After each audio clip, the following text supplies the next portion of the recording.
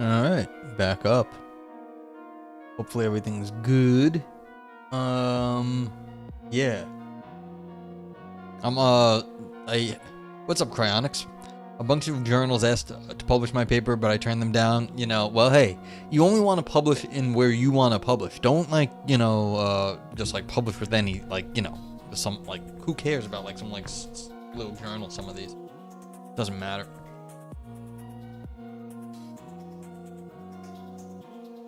My cord's all twisted. But, yeah. So, yeah, I mean, clearly, don't do that. In all seriousness, I get, spam from, predatory journals where you have to, pay them money, but, they'll publish anything. And I get spam, constantly.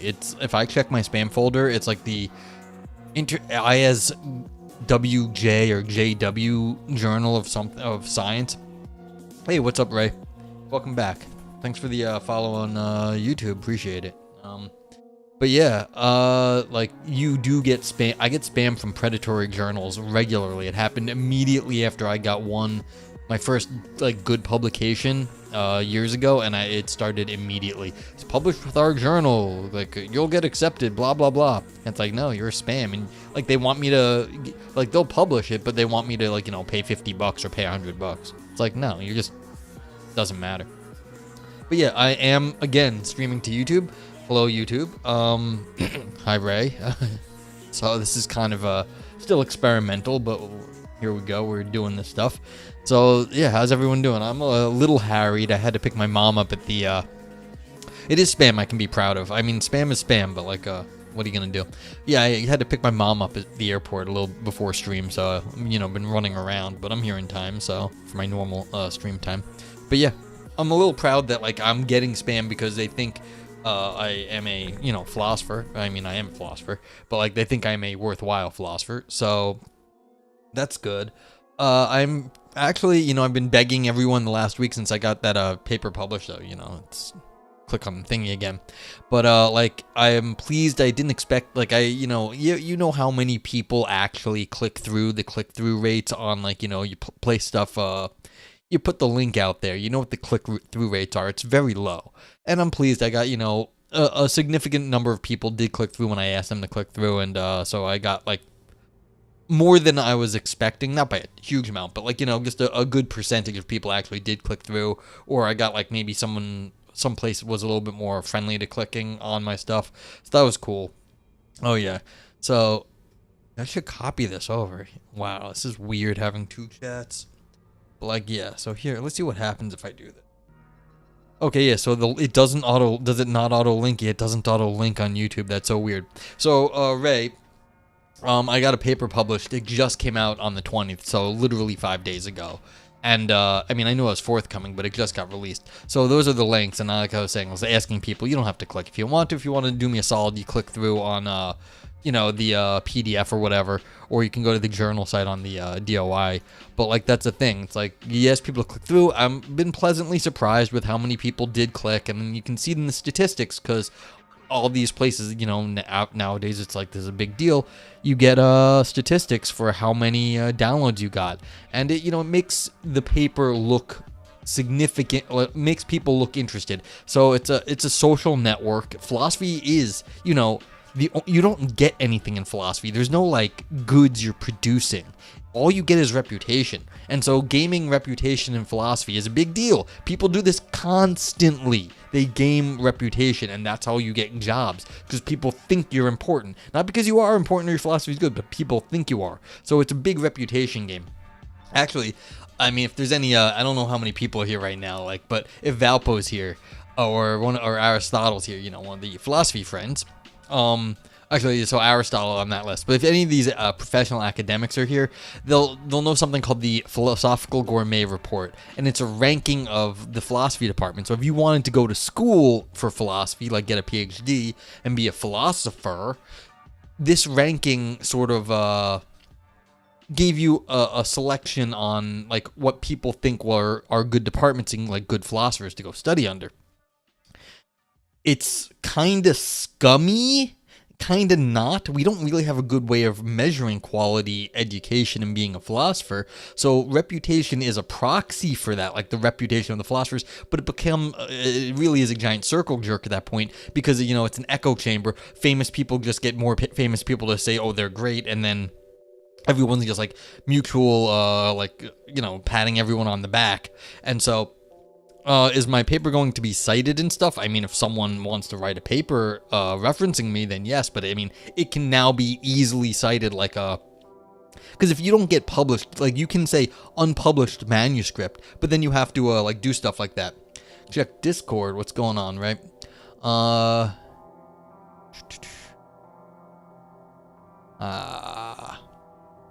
That was not the right place to look, but other people be saying stuff.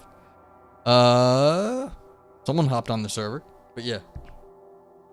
I don't know. I don't see exactly what it is, but maybe I'm just confused here. But yeah. You're in Discord, like in the philosophy thing? Yeah, same stuff as last time. Be cool. Video call. I don't know. But, yeah, what was I saying? So, yeah.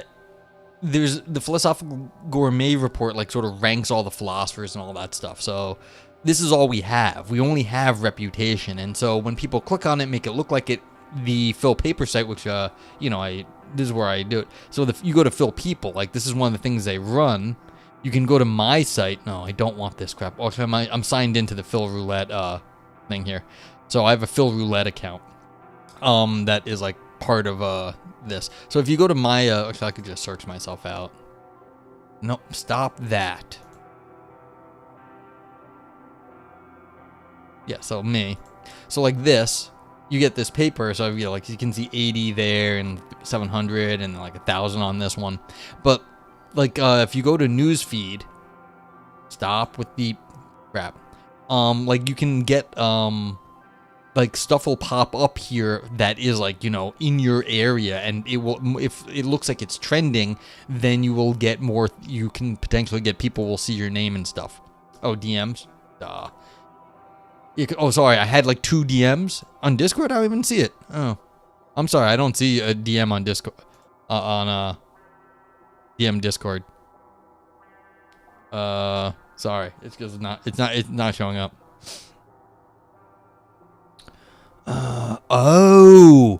Aha. Gotcha. Okay then, Ray. I was like, I was not expecting that, but okay, cool. Fine. What's up, Ray? Funny. Okay, so yeah, that's gonna screw with my head, just so you know. I have to like keep the names straight, not to say something stupid. But okay. Sure. So maybe my paper will be cited. Like, citations are very hard, and that's actually a good point. Just for those who don't know, citation rates are really what happens. So if you go to scholar.google.com, and then you go search for me again. See if there's other. Yeah. So here we go. This is me. And you can't see because it's teeny, but they list citations here. I've got 2 citations. One person cited my old paper twice. Punny Logic, he did it in his, he wrote a paper, got published, and was also cited in his dissertation. So I got cited by 2 on that. My other stuff has not been cited yet. Oh, I gotta go, they need to get my new paper in this. But that rate, the citation rate, is actually how a lot of people judge the quality of your work. It's not that you got published, it's that you got published and people thought your paper was good and had enough to say that they want, like, talk about it. And so this is the citation rate is actually very important. So we'll find out if anyone cares enough, likes it enough to actually read it and then make commentary on it. But like I said, I'm very pleased with the amount of downloads I got in the first week. It's not like a huge amount, like I'm not like blown away by it, but it's like a little bit better than I was kind of expecting. I was expecting, like 10-20% less than I got. So that's cool. So that's kind of what's been going on. And last week I've just been, making an internet presence as Buddy names. Infernal was telling me I'm not spamming. I am making my internet presence known, which is the better way to think about it, because I do not have my internet, like I'm on Twitch, but like social media is not my forte. So I do some things, but I do have to more proper, like, you know, it's interesting. Sometimes, like, someone was yelling at me, the guy, you know, he thinks I'm really good. And I mean, maybe he's right. Maybe I'm better than I think I am, but I'm always playing down. I don't really play down my work. I just said it was good. He was like, "Why do you say that?" I'm like, you know, under promise, over deliver. You don't want to be like, "No, this is the best thing ever." It's not the best thing ever. The paper I just published is, I actually think it's very good, but explaining that is, I'd rather just go with good, because it's easier to just say, no, it is like a solid good paper, versus very good, which it's like, well, why is it very good? The thesis I argue for is actually very difficult. It's very hard to argue for what I argued for. And so the fact that I argued for it is, and I think was successful at arguing for it, is, that's very good. But again, in a few seconds, I'm like, no, it's good, it's worth your time. Like, that's all I want people to do. Just click on the damn thing, so I can, you know, like I said, philosophy is pathetically, like, just attitudes, reputation, who snotty people being like all proud and arrogant. All of this, all the stupidities are replicated in philosophy, and that's because you can't, like, it's not like, you know, Lumpy Dragon Potato. He makes a chemical. Either he came up with a process that can make the chemical under the conditions he needs, or he didn't. There is a real result there, and it's a theoretical result. Can you do this? But, like, again, it has a physical output. Lumpy can make this. Ray says, yeah, regular posting, making people notice your stuff is good. You'll notice a difference. Yeah, so that's the thing. It's like you have to maintain the presence, and I'm not great at that, and it's something I have to get better at. So just like, but in the last few days, I made an effort. I went into all the Discords that I'm, like, at least a little familiar with, and posted in the self-promo channel. I know self-promo channels don't really get looked at or clicked on, but, you know, I got a few out of that. Like, I was in Globus the Elder's one. He said, oh, that's cool, I'll click on it. So that's awesome. Ivan! Oh, as I go back to just chatting. Ivan, how you doing? What's going on, Ivan? Thank you for the raid. Let's get Ivan a shout out. Ivan raid. Hey, Globus. I was just mentioning that you you clicked on my link and you download my paper. Yeah, that was the thing. I was saying I was trying to do the internet presence thing, and you know, really, actually, everyone who doesn't know Ivan, he talks science and philosophy. What were you talking about when I had to duck out to get stuff set up? But it's like, yeah, and yeah, exactly. You gotta support the homies. But that's the thing. I was saying I went into a bunch of Discords where I'm at least somewhat familiar with the people, some more than others. And it's like, you know, I posted that because I'm trying to, you know, get people to at least click on my paper, so it looks like you get a little reputation and stuff. Asian nationality mostly, yeah. Old hat for you. Yeah. So like, and so you can see Globus the Elder is now at the end of my philosophy friends list there. If anyone doesn't know Globus, although I suspect if he was in Ivan's chat, yeah, I walked by and Globus rated Ivan, so I think that's how we got there. Yeah, for the first time ever. So if it was the first time ever, what were the prior probabilities that Ivan would talk about bays, since it has never happened before? How would we calculate that? No one knows. You graduated, yeah. So I tried to, you know, I'm trying to update my stream. I'm trying to be a better internet person. It just takes time and effort and all sorts of things. So it's like, if you post regularly online, it works. You have to maintain the presence. It's these things are statistical. You are not, like, it's not like one thing happens. It's that you were there enough that, you know, somehow someone else that cares notices at a different time. But the only way we can think of that is in terms of, like, a statistical regularity. It's not that one posting really did something. It's that the grouping of your posting was able to hit enough people at enough time in some sort of, like, general manner, and then it works. Don't encourage him. I think he's incorrigible as it goes. So yeah. God damn it, YouTube. What the fuck are you doing? Like, now it's like making graphics in the goddamn chat. I do not need that. Weird. But yeah, welcome in. Anyone who doesn't know me, I'm Noah, No Gray. What the fuck? I don't care. I curse, and I'm like semi-educational, but mostly what I've been doing lately is I read and explain philosophy papers, academic ones. I also play Minesweeper sometimes and do some crafting stuff. But yeah, so if we stick around, we talk philosophy, and then we actually try to figure out what actual people have to say. Well, people publish philosophy, what they're saying, if it's worth anything. So that's about that. You're doing that. You see, I'm not good at internet stuff. I have to get better. You're doing it? Well, keep it up then. I have to learn these things. Do all the things, right? Yeah. RAR, exactly. RAR XD. Yeah, I was in someone's chat, and they were a goth. They're goth. They're just a goth person. And it was really funny because I didn't realize this, but they were like, the goth people hate the emo kids. And they're really close together in sort of like these alternative like lifestyle stuffs. But like apparently the goth and the emos hate each other. And I was like, so like the RAR XD kids hate the goth kids hate the RAR XD kids. It's like, what the fuck? I didn't know, because I was always just like, leave me alone. I hate everything, like including goth and including the emo kids and everything. Yeah, exactly. Ooh, fight. It was funny. What are we arguing for, Cinesemiotics? Yeah, it's funny, but it was really weird, like to see these subcultures. And they were like, that band is like terrible because like they were like, goth bands are cool and that emo band is just terrible. Blah blah blah. So yeah, yeah. So we gotta tell me what you want me to argue for, Cinesemiotics, because I don't know enough to really like adjudicate between the goths and the emos. But yeah, argue for the superiority of Visigoth, the actual ones that raided and shit. See, that's the problem. You have to go talk to Shane about like history and stuff. I don't know how to argue history. You just hate people. Leave me alone. That was real, Tindarios. That's always basically been my position. I just hated everyone. Still kind of do. But it's like, yeah, Visigoth's wrong. Unfortunately, like, this is literally something that is, I don't even know. I don't know history. Like, I don't know history. Excel goths. What the fuck? Like, for all I know, Ivan's not making a computer joke there.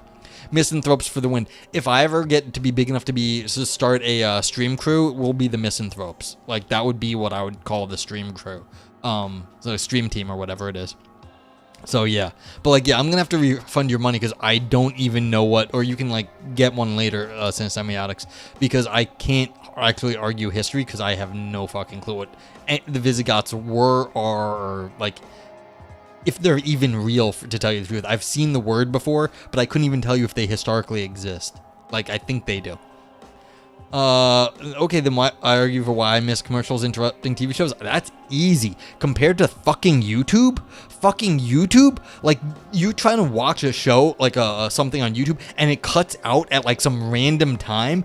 At least in TV, they planned ahead for the commercials, and you had like little cliffhangers. You had little bits like in old school TV where like the actors would go and do it. So it was like worked into the show. You'd have like bits of the show, and like it actually, you know, the flow of the show wasn't interrupted because it was broken up at a logical thing because everyone knew where it was coming from. Now we've got algorithmically generated ads being inserted into the whatever you're watching. You crazy? This is like the bane of YouTube. That's why I have pre-rolls on. I hate pre-rolls, but I'd rather a pre-roll than a mid-roll where like I could be in the middle of this rant right here and you're getting and you might miss it because ads are starting and like you take an ad break. No, fuck you. That's the whole point of a live stream, is that you're interacting with the community, not that you're gonna get broken up by an ad. That's why at least in TV ads it was way better because it was planned ahead. In live streaming, oh my god, it's the worst fucking thing. So yeah. You're a YouTube Premium guy, you didn't even know that was it. Oh my god, dude. Like, they've been pushing YouTube Premium like really hard. They really want the money. Hey man, what's going on? How you doing? Welcome into the YouTube side of things. Anne's over on YouTube, so everyone wave to Anne across the internet divide that is Amazon versus Google. That's funny. Yeah. No. YouTube has gotten really bad with the ads. All right, so Unreal Brian says the Ostrogoths, Latin Ostrogoth, the Ostrogothi, were a Roman-era Germanic people in the 5th century. Scrolling faster than I can read. They followed the Visigoths in creating one of the 2 great Gothic kingdoms within the Roman Empire, based on the large Gothic populations who had settled in the Balkans in the 4th century, having crossed the lower Danube. YouTube Premium is so worth it if you use YouTube a lot. Hurts to say, yeah, I know. Like, it drives me nuts, though. Shine the Shane McInnes symbol into the sky. Exactly, Ivan. Hey, Forgiveness, what's up? With Allah, 3 viewers is crazy. Well, hey, I am happy for 3 viewers. I appreciate that. Like, all 3 of the viewers. Like, I have more than that on Twitch, but I am co-streaming to YouTube, so yeah. So how you doing? Welcome in. I don't know if you've been here before, but I talk philosophy and I read philosophy papers, and it's kind of what I do. So I'm responding to a Twitch chat at the moment. Yeah. YouTube is unusable without your ad blocker. Yeah, I have a generic sort of background ad blocker on the system, but it doesn't block everything. It's really tough to do it. So Unreal is asking about how YouTube Premium is. Yeah, I mean, I just really hate. I don't want to give Google any more money. It's like I just feel so dirty nowadays. I feel dirty about giving Amazon money. I feel dirty about all of these things.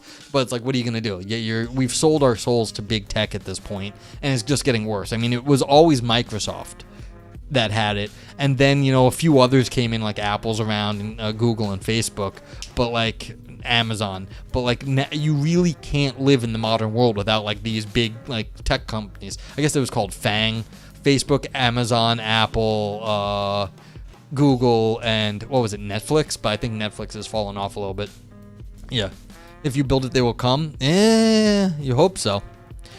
Basically, I listen to music or educational stuff on YouTube all day while I work, but like I'm saying, there are better places for money to go. Exactly. I use YouTube as a music streaming service mostly. I am listening to a lot of music on that, and although now I also have like, what's it called? Streams on Twitch also, but there's ads on all these things, so it's oof. No, they used to be sparse cinematics. It used to be good. It is not good anymore. It used to be pretty good, and then all of a sudden you'd be like, okay, I understand they have to pay the bills. A few ads. In the last year or two, it's gotten ridiculous, and everyone once you start looking for people saying it, you'll notice everyone saying it's just like maddeningly bad at this point. Yeah. So, yeah. So. And says, it's ridiculous to have to pay not to be bombarded with consumerism. Yeah, and I don't even hate the idea that you're going to pay. I once actually considered getting Twitch Turbo, because I have Twitch on all day usually when I'm sitting at my desk at home. But like, they upped the price on that, and it's like, I don't know if I care enough. With Premium, you have YouTube Music for free. You can download and listen offline. You can turn the screen off and continue playing. See, that's a nice feature, but it's just like, I'd rather send the money to like, I'll buy someone's CD, so I think they get most of the money or whatever. I'll buy it on Bandcamp so they get the money. But it's like, oh God, it drives me nuts. Yeah, you're making an ad for it. Well, if you like the product, it's legit saying why, Antennas to Heaven, what's up? YouTube is pretty amazing, to be honest. I get why they want you to pay. Yeah, I understand, but I was like, I'm still just like, Google, ugh. Since Semiotic says, Marshall McLuhan has a theory about how every time we adopt a new technology, we end up building certain important aspects of the old one back into the new one, but sometimes it takes a little work to get it so that's right the way we want it to be, and I'd say we're in a transition right now. Yeah, we are definitely in internet transition right now, definitely. We don't know how to do the advertising, we don't know how to do the AI stuff. It's a bunch of things, and it's not great. You remind me of Kanye West in a good way. Okay, thanks, I guess. I mean, if I had his money, that would be cool. And he did make some good music a while. Hey! Thank you for the gift sub.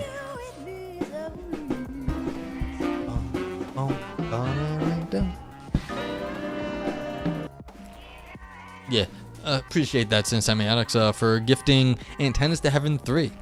Yeah, you can't. Yeah, that's the thing. If you're a little bit technically savvy, like Tindari says, you get yourself some add-ons and ad blockers, and then all of a sudden the internet goes back to the way it was like 10 years ago, and you're feeling all right. What's up, John Barrymore? Please say hello on the friends from Twitch for me. Yes, Ann says hi. Ann is waving. So that's cool. John Barrymore says, wanted to say thank you for your philosophy of art videos many times. You're the only one talking about these people. Yeah, you're welcome. There's been a bunch. Yeah, I like philosophy of art. So I do. So when I see it, quite often I will stop by and do that. You want to show the ad-free lifestyle? I wish I had, like, it's like I wish I was rich. I wish I didn't have to deal with all this fucking bullshit I have to deal with like everyone else does. I don't want to deal with ads. Like, I have never seen an ad online that I think I've clicked on and been like, oh, I want that product. So all it's doing is just annoying me or trying to get me to like change my opinions. I have never, ever like clicked on an ad online. Like, I just don't do it. It's crazy. That's why you give subs. Appreciate it, and that is playing into the Twitch, like Amazon thing, but that's in some sense, that's fine. It's community building because then other people can participate better. And that's kind of nice. It's one of the few good things about the Twitch system is the bits and the gifting subs. That way you can make everyone have a better, experience. Yeah. So thank you, John Barrymore. I mean, this is just at the start of the pandemic, literally, New York got shut down on a Sunday night. I think I started streaming on Tuesday or maybe Wednesday. So literally 2 or 3 days later, like my boss is like, "Don't come to work." I'm like, "Okay, so I'm gonna do this." It's as your fuck you to them for making the product. At least this way you're the customer. Fair. Like, they put you in control. Yeah. So like 2-3 days into it, I was like, "Screw it." I had this mic. I had bought this like USB mic, which turns out was a fantastic purchase. It's a really nice mic I got it used for like $25. If you try to get a Q2U now, you can still get the streamer pack or the whatever they call it, the podcast pack. Still $80. Like, I got this for nothing years ago. Yeah. There was an ad of a guy selling a training set for $500, bought something similar for $30. Yeah. So it's like I started streaming immediately. I was like, what am I going to do with myself? I'm just going to read philosophy online. Be like, I mean, it was literally, the thought process was the old Diogenes story of like going to the market and be like, looking, what was it? The Nietzsche story. I forgot. I went back to Diogenes holding a lamp and saying God is dead. And Diogenes, the old one, was going to the market and saying, well, I'm looking for a man, looking for people or human. And so, yeah, God is dead in Nietzsche. So I was like, I'm going to go where people are not expecting me, and I'm going to go, like, do something dumb, like read philosophy. But, like, then I said, hey, I can export everything to YouTube, and then it will actually benefit somebody or something. Yes, Nietzsche for the win. So that's where, like, this whole thing was. It's like, you go to the marketplace. I said, what's the marketplace? Well, it's people playing games now. People just engaging with each other, like, all day. That's what I said, like, the online marketplace of ideas. Kappa 100, we all Nietzsche. Nice. Got it work. Thank you for the 100 bits. Cinesematics, I appreciate that. And the TTS worked this time, which is amazing. I'm always like, I have no idea at this point. So yeah, I appreciate you thanking me. And, I was doing this for a long time with like 0 viewers, 1 viewer coming by every so often. It's like, yeah, we all need you. Well, everyone needed everyone during the pandemic. It was a rough time. I know people say like, you come here for a little bit community. I was doing the same thing in other places. And so it's like, I have much love for a few streamers. I will always have, because like, no matter what they do, it's like we all kind of, participate to get stuff working together. So, yeah, that's how it goes. Anyway, so what am I doing? What's going on? Yeah, philosophy of art's cool. And we talk about the CT Win stuff all the time. He's great. He does art and games. And I haven't talked about him in a while. I haven't talked about the Aesthetics for Birds in a bit, but that's always a great website. We've read stuff off their blog. Yeah, so I don't know.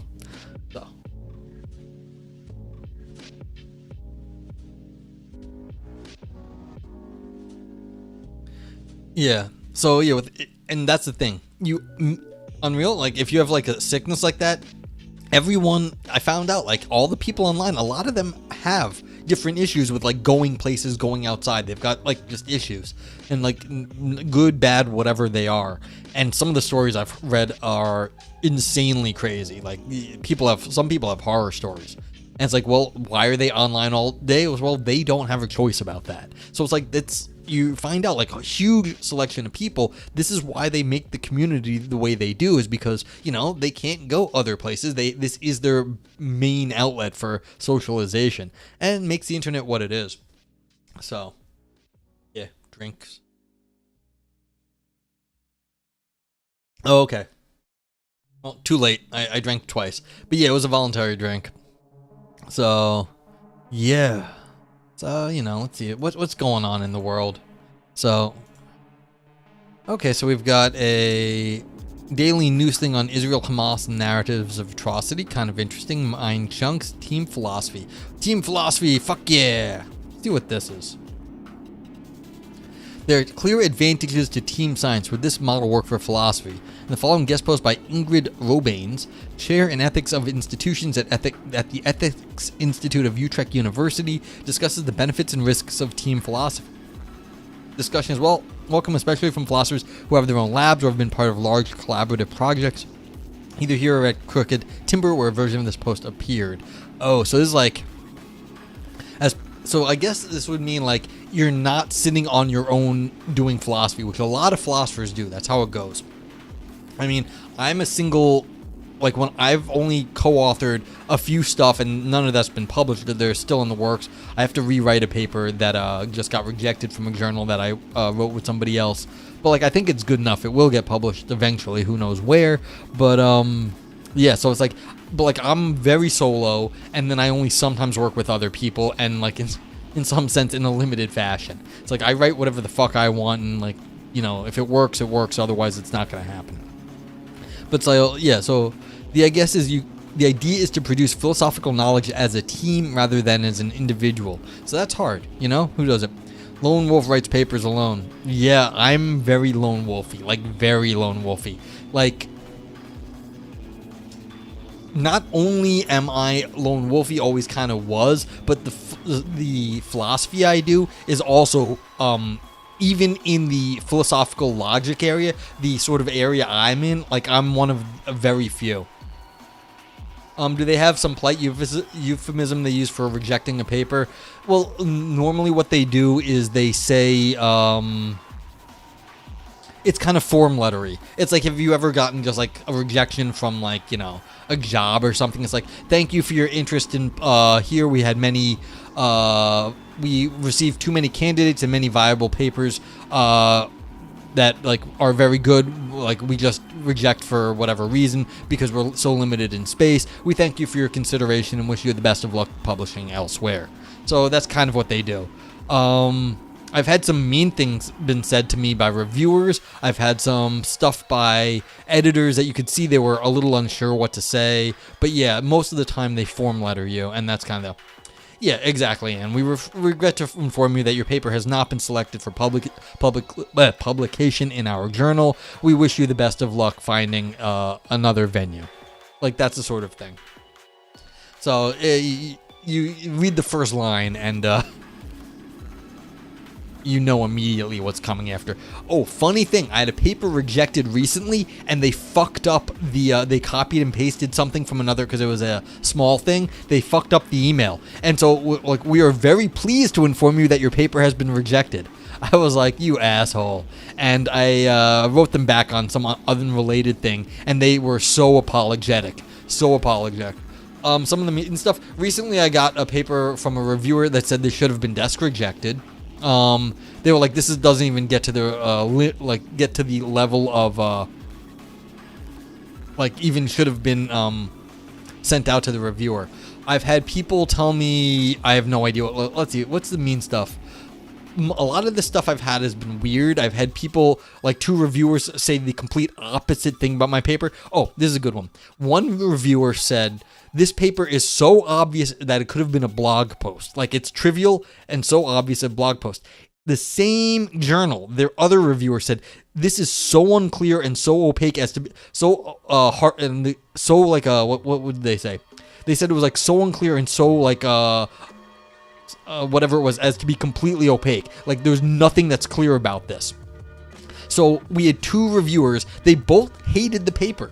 They both said it was like trivial, and the other one said it was completely unclear, and like there was not, like you couldn't even understand what was going on. That journal went and got a third reviewer, and they just said reject. But like that's interesting because the reviewers both said my paper was terrible, but for completely opposite reasons. Like literally, it couldn't be both so obvious as to be a blog post and so unclear as to be completely opaque. And I'm not even making up. Like this is the terminology they used.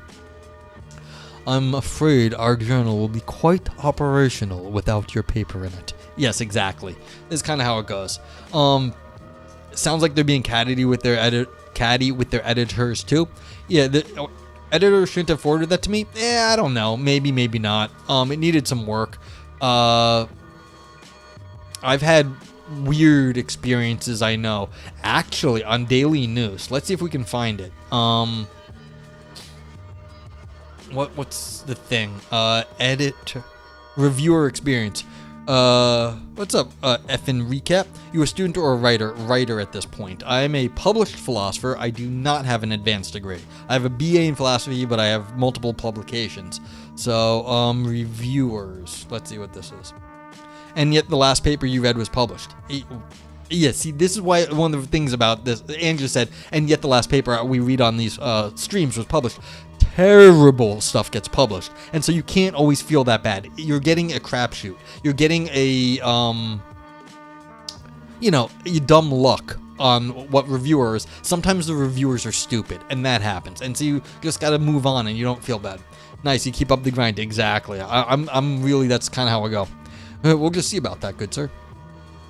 Brian says, one of our rounds in grad school is on the office staff of a journal. The editor, though a big asshole to us, was more professional than would have edited out the mean stuff. Yeah, so bad reviewer experiences. This was a thing here. A couple years ago, we had a discussion of philosophy journal horror stories. So, like, this happens every so often. And where there's just things are bad. And I actually wrote something here. I wrote some of the things that people have told me. And how do you gift subs? I don't know how you gift subs on YouTube. I only know how to do it on Twitch because I'm dual streaming at the moment. Ivan says, Springray asked me to suggest a couple of reviewers, and I think they took my advice. Oh, there you go. That's something. I mean, yeah, let's see. Viewer 2. Let's see. I might have just searched for my own name. Noah. See if it's here. Nope. No. Is that there? Oh, weird. Oh, maybe this auto loads. But yeah. What's my Twitch? What is my Twitch? Twitch.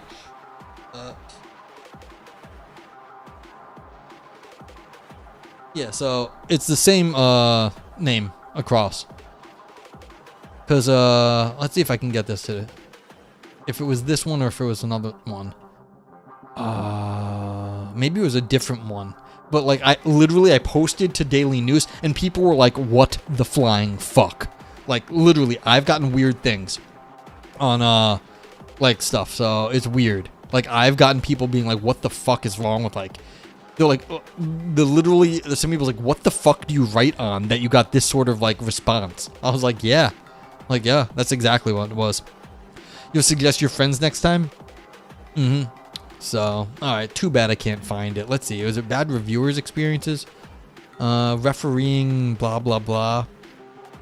What's it like to be a philosopher with unpopular views on a controversial subject? You know what it's like to be wrong? It's annoying, and you don't like it, and you double down on being wrong. And it's like, this is the thing. Let's see if I can just search for my name. I doubt it. Noah. Let's see if that works. No, that's not gonna be it. Let's try, cause just try this. I doubt anything is gonna show up. Nothing. Okay, I don't know. I wish I could find that post right now, but it's a little hard. Hey, Social Life. It's a recap from YouTube. Welcome in. Yeah. So cool. Like, yeah, I've got a bunch of people here. Thank you again for the raid. And I got a bunch of people on... Hey, look at that. I got a few people on YouTube as well. That's really cool. So welcome in. And Sensei Max says, remember, though, Noah, the North American... what's it? Something. Oh, thank you for the follow. There are many prominent philosophers who have argued vehemently for something, and then mocked their previous self later, and even more vehemently, which is the mark of a true philosopher in your opinion. Yeah, I mean, I've been wrong about shit too, like, of course. So yeah, dictated, obviously. Yeah, so it's the thing. A lot of famous philosophers died unpopular, and they only got famous later.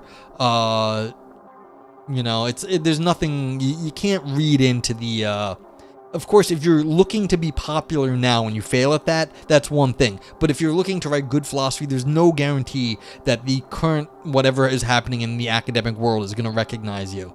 You hope so, but like there's no guarantee on this. Did you then publish something mocking what you first asserted? No, I've never done that. I don't think I will either. Like, I've been mostly in agreement with what I've thought since I'm 21.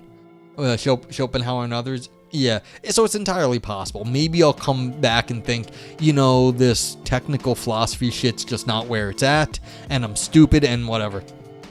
Thanks for stopping by, Tenderis. Have a good lurk. So it's like, yeah, I don't know. I'm trying to think. Like, I've only had a few publications, so maybe I will, maybe Ivan will impress upon me the virtues of Bayesianism, and I will see the light, and I will go, and I will then become a Bayesian, and I will repudiate my current stance, which is I have knowledge and fuck you. Did I see that that SUNY Potsdam is latest school to axe philosophy among other core disciplines? Yeah, I saw some headline about that. I don't know what they're doing. Granted, SUNY Potsdam is not like a big fancy school. It seems a little depressing that the SUNY system, like the State University of New York, I'm from New York, is I'm certain knowledge, exactly. That's me. I'm just like, I have certainty in my knowledge, so that's what I get. Yeah.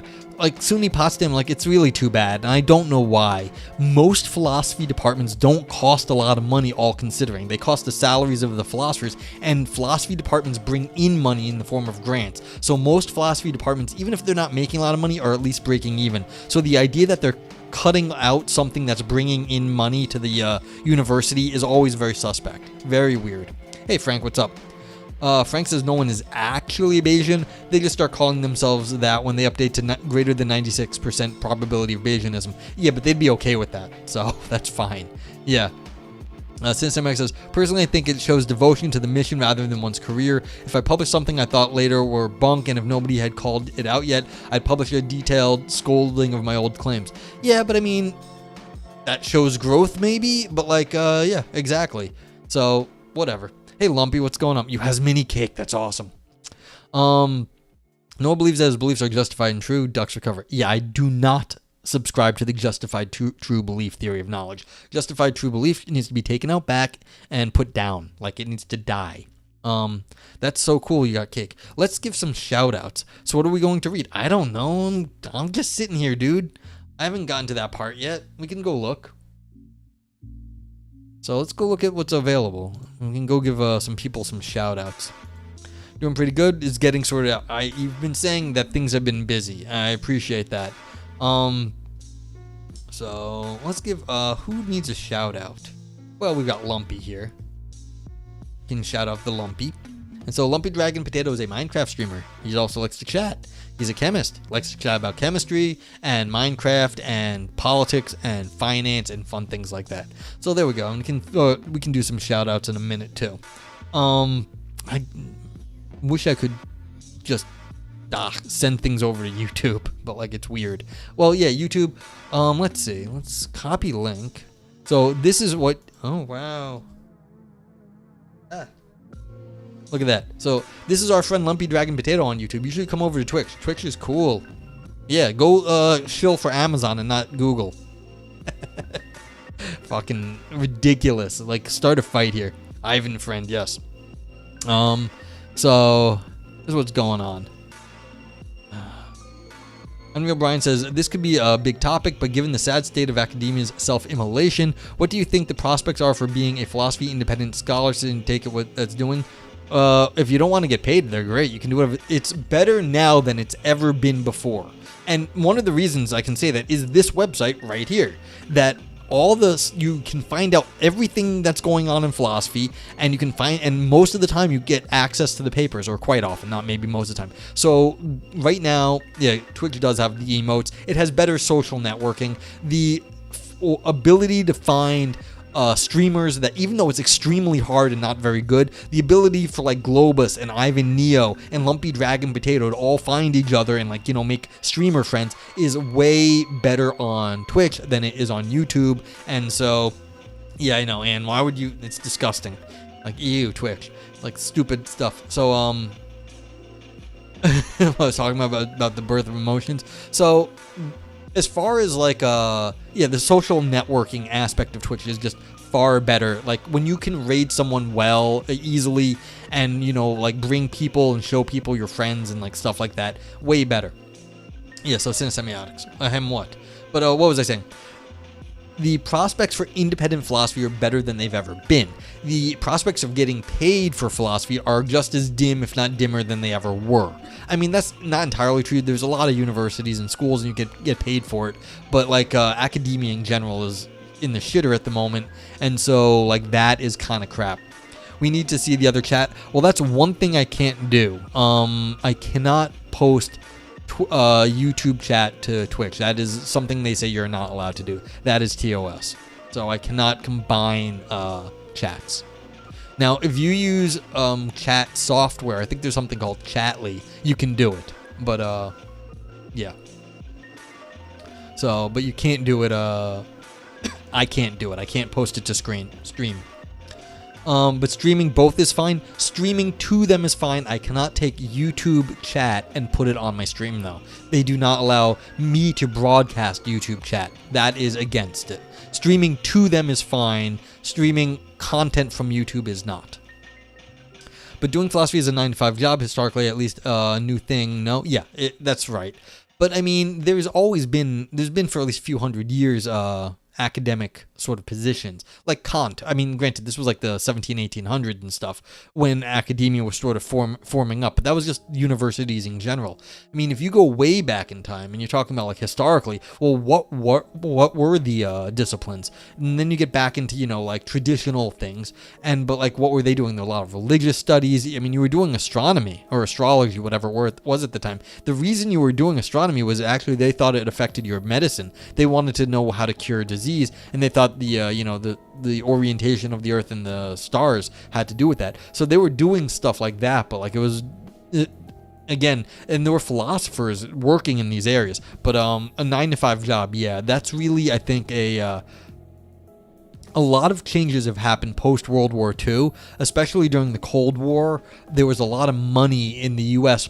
Funding the academic stuff. So like game theory, logic, that was all very important when we had to, like, you know, kill the dirty Russians.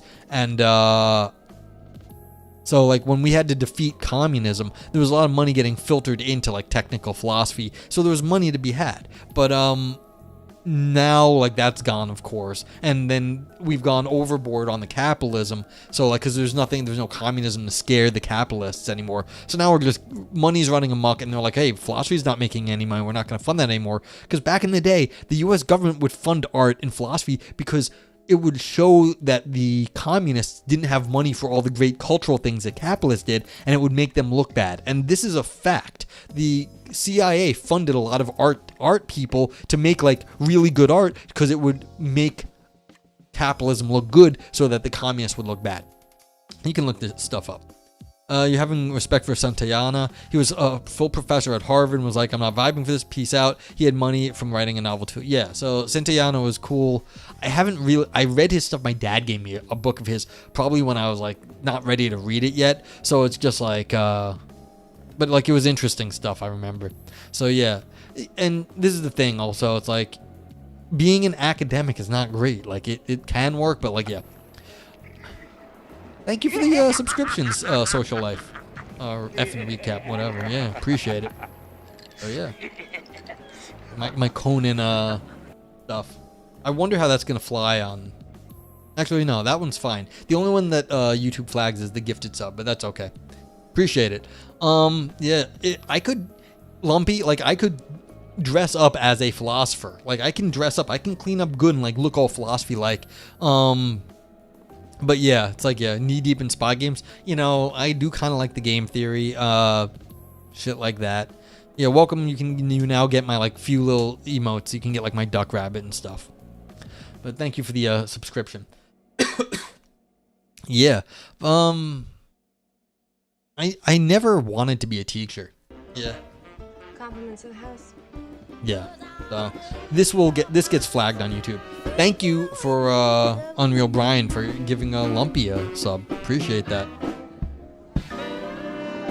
Time to cause trouble? Yeah, you can do that. So thank you. Thank you for the sub. Appreciate it. And Lumpy, enjoy the no ads. Bowtie? I have bow ties. I could go get a Oh, was I supposed to do that? Hold on for 1 sec.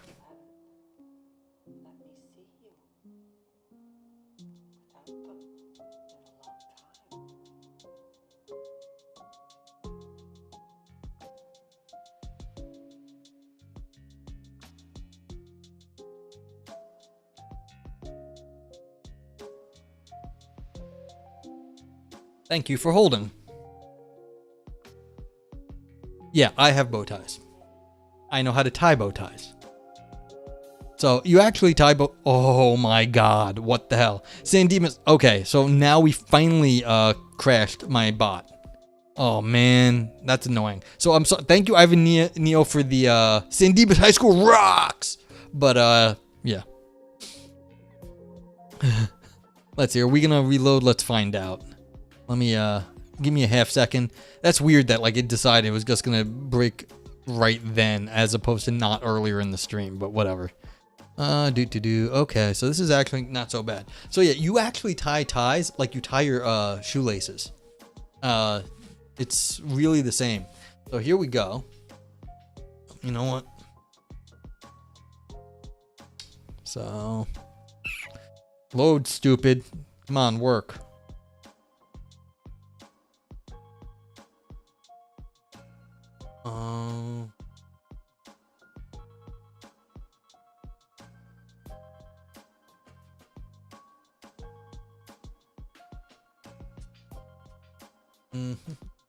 Right.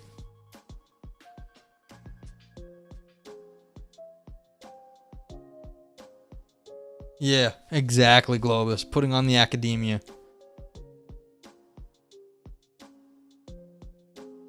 Okay, so there we go.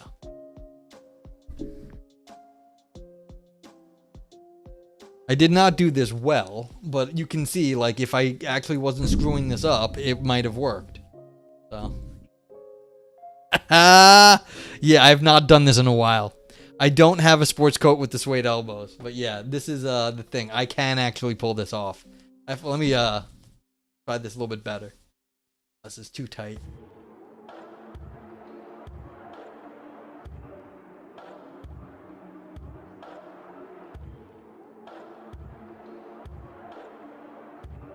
And a pipe. I had a pipe at some point. Oh, I did that wrong way. Yeah, have to finish your English essay. Thank you for the thanks for stopping by. Thank you for the sub. I appreciate it. Let's see. How am I screwing this up so bad?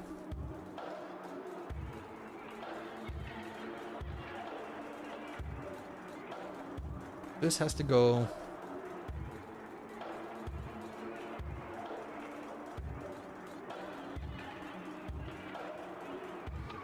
Thank you, Connor. Have a great night yourself. And a pipe.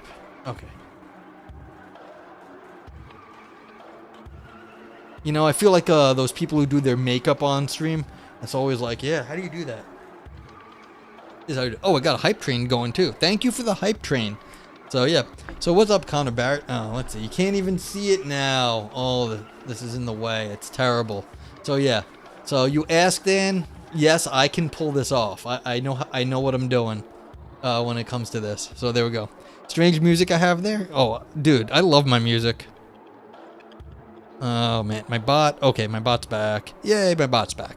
So yeah, so all my music I've been playing for years is stream safe. It's Ill-Advised Records. This is like their time of the year. They put out like Halloween music is how I found them. So they have like they've been putting out all their Halloween stuff. And so like yeah, I just love this guy. His name is Dated. That's what he goes by. He's some crazy Canadian dude.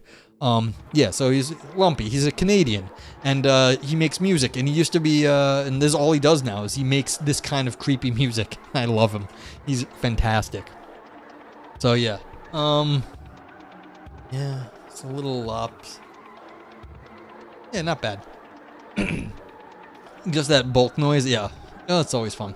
Unreal Brian says, one of the nice things about Facebook, as much as I hate it, is that I've managed to get in direct contact with a lot of scholars of stuff I'm interested in. Some of it really removes barriers where it would be a little weird to just send an email and say, be my friend, please. Yeah, I mean, that is what the genius of social networking is that you get to make a network in a way that's like, you know, a little bit more like, hey, you're in my circle or whatever.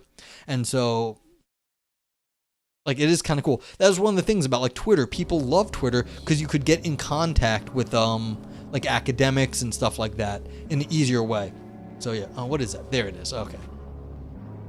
I can't get it to be straight, but what are you going to do?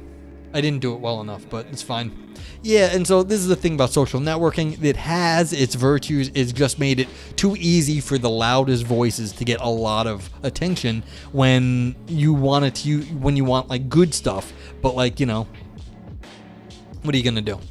So, all right. What were we saying? I have no idea what I was saying before this. But yeah, thank you for the bits and the subs and appreciate all of that stuff. So, who else can we shout out? We can shout out Ann now. No, we should shout out, give a Globus. I haven't shouted out Globus in a bit. Let's shout out Globus the Elder. Globus the Elder is not a philosopher, but he's a guy yelling at the AI clouds. The AI in the cloud. He yells at it. He goes over AI news and hype and hysteria, and he analyzes it and, you know, gives a good take on what's going on in the world at the moment. It's important stuff he talks about, and smart guy, so chill out over Globus. I quite often have Globus in the background. Yeah, exactly. Well, Globus yells at clouds. The AI clouds is what it happens. So,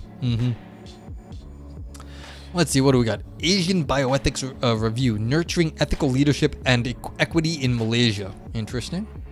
So, Artificial Intelligence and Law. What are you doing, Twix? Yeah, see, now you're just breaking stupid stuff. Large-scale benchmark for session-based recommendations on the legal domain. That sounds a little crazy. I'm not going to do it. And pure and applied logic. Can't really read that because reading out mathematical symbols is a pain in the butt. Asian Journal of Philosophy. Preface of Quine, Conceptual Pragmatism, and the Analytic Synthetic Distinction. This is actually kind of something interesting. I like pragmatism, and I wonder how much pragmatism goes into modern philosophy and stuff like that. The Metaphysics of Personhood and Confucian Role Ethics. That sounds like actually a good time. Let's see if these are available. 1 to 17. This could actually be readable if it was available. Let's see if it's what happens. Let's see how bad it is actually.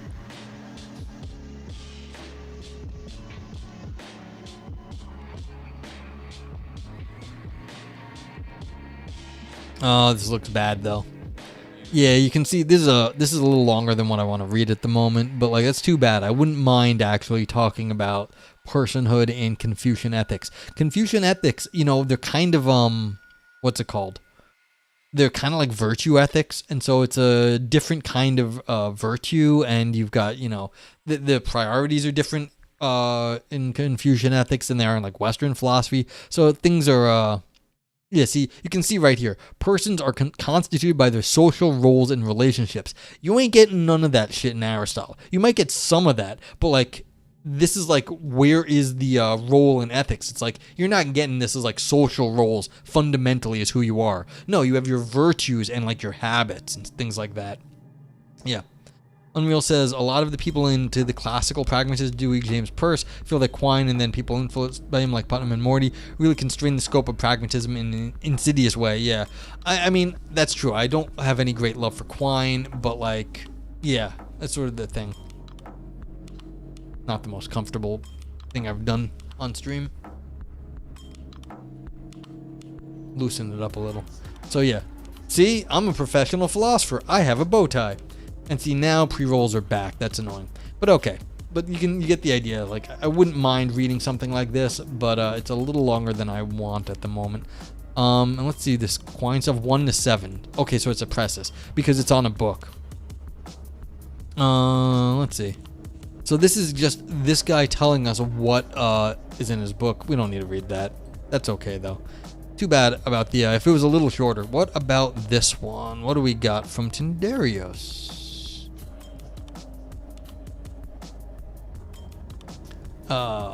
Existential nihilism, the only really serious problem in philosophy. Let's find out. Is it within reading? No, I'm not reading something 20, like if I'm not reading an 18-page one, I'm not reading a 23-page one. We could do this some other time, but not today, all right? I am a little too burnt out at the moment to read 20-something pages. But, yeah. In the Journal of Camus Studies, no less. Yeah, that's kind of cool, though. So, no, it is something I would read. I'm just not reading it right now. You look so lovely, and now you look smart and stuff. Why, thank you, Anne. That's what I needed. Tunky. Hey, Stinky Poo, love you. Oh, thank you. You love me. I appreciate that. That's so sweet of you. So, yeah, Journal of Camus Studies 2018. Could do this. But, yeah, I'll consider that for the future. So, 10 pages, let's try to...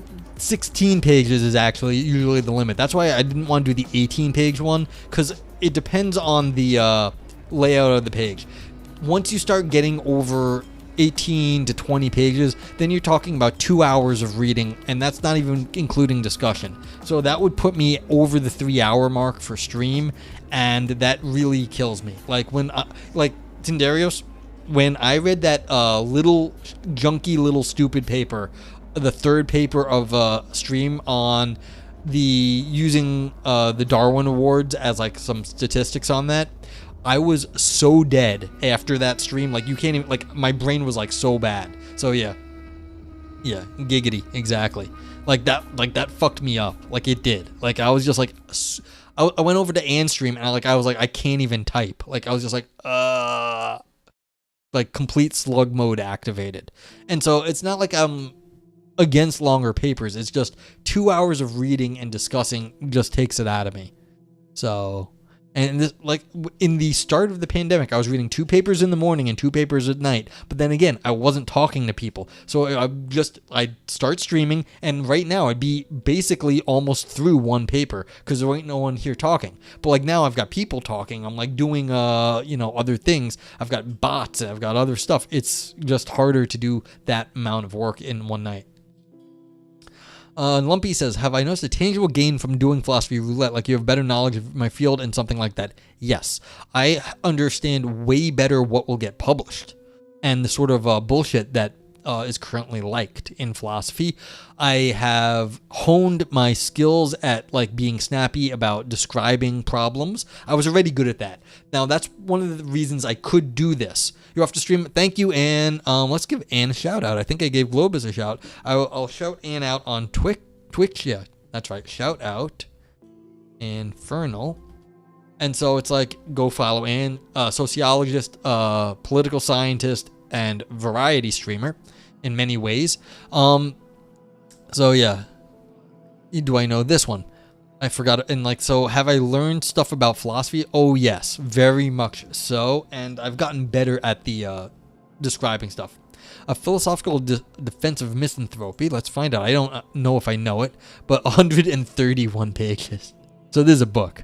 No, I did not know about this. So this is a full-on book on the Full Papers website. That's amazing that they uploaded the proof of their entire book. But yeah, I did not know about this, but that's cool. Like if you wanted, like if you found a chapter that wasn't that long, I could read that, but like that'd be the sort of thing.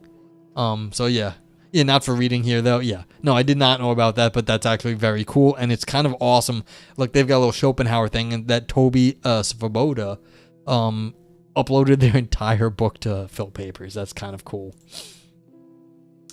3 Arguments for Wave Function Realism by Alyssa Ney. Oh, maybe Ivan's gonna be like all like hot and bothered. 18 pages. Let's take a look if it's available. Because sometimes 18 pages is like if it's a short 18 pages, but I'll take a look. Sometimes they're like double spaced and it's like it's okay. No, this is not a short 18 pages, which is depressing. But yeah, she is a prominent philosopher of physics. Like, I wouldn't be against like taking her word for stuff. But yeah, this is let me show you what I'm looking at here. So this is 16 pages of like big, like hard text. This is not like easy text. This is harder text. So could consider this, but like this is at the absolute limit. You liked the gut microbiome one? That was a cool paper. It was a cool paper. So yeah, Alyssa is cool. Have I heard her talk? I don't know if I did. I might have once a long time ago, but I don't remember at this point. Efficiency and fairness trade-off in two-player games. So I guess we're talking about that's 1 to 23. Not gonna bother with that. Let's see what else is in. Do you want to do some check out the Philosophy of Science journal? Let's just see if there's anything short. 1 to 18, 1 to 15, social kinds, historical, multifunction. I want to talk about social kinds again. Teaching philosophy of science that matters. Now, do I care about that? I don't know if I care about that. And this is 1 to 24. This is a lie. But whatever. Okay, yeah. So some of the papers are fun and like they're worth like, you know, sometimes they have fun things to say. But not always. Historical materialism, 16 pages. What we got from Tindarios? Varieties of philosophical misanthropy. Oh, okay. Yeah, 18 pages, and they're hard 18 pages. That's annoying. Because you can see on the page, it's small text and it's all the way on the page. So it's actually not that easy. All right, we'll consider this one. If I can't find anything else, we'll read this in a minute. But yeah, I just prefer short over long. That's all. Norms and necessity. Historical materialism is Mark. We need Anne for that. Yeah, that's true. And Anne is doing the Anne thing. Norms and the reply to critics. Journal of Critical Realism, Complexity, Trans-Immanent Systems, and Morphogenetic Regulation towards a Problematique of Calibration.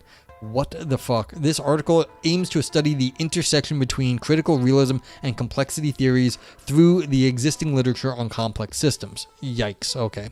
Journal of Medicine and Philosophy. Patient Expertise and Medical Authority. Epistemic Implications for the Provider-Patient Relationship. That might be interesting, actually. It's very hard to, Ooh, what's this, though? Philosophy and Technology. The Metaverse. 1 to 4.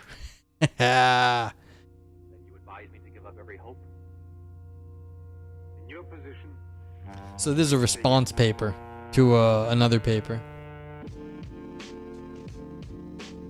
No, don't search.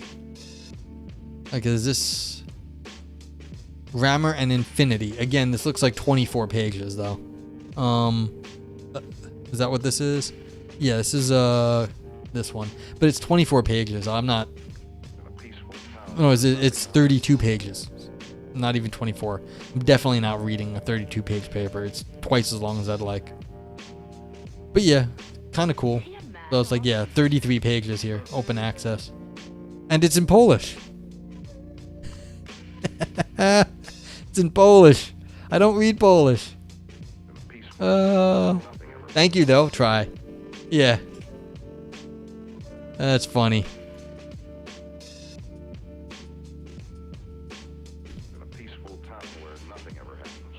Why did that not work?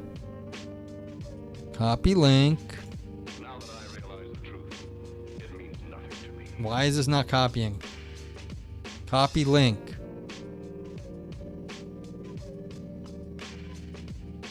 Oh, we read this already. We read this. I think we read this. Did we read this as a Bogosian? Didn't we go over this thing? Or did you ask me to read it once and then you got overwritten? Oh, I think that's what happened.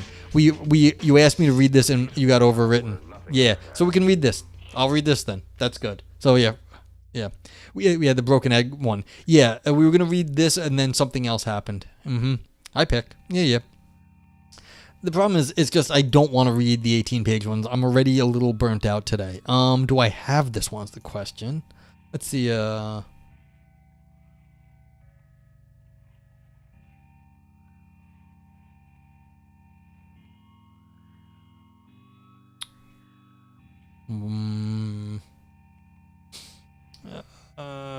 let's see if it's online somewhere. Yeah, I think I even downloaded this. I think I have it somewhere, but I just gotta find it now. What happens if I search here? Yeah. Yeah, these links are already clicked. That's the thing. I knew it. Yeah. Let's see if that. Nope, not signed in there. Not this one. Not this. Yeah, on site. Yeah, give me a sec. I think it's available somewhere. Nope. Okay. So, yeah. Well, let me see. One sec. All 5 versions. Yee. Okay. So what we'll have to do is Sci-Hub this. See, I don't. This is one of the things. Is like I used to cut this out of the YouTube vids, and so now this makes me a little nervous. Let me see. Let me see one other thing before we do the nuclear thing. Because I think I already have it actually. Because we were discussing this before.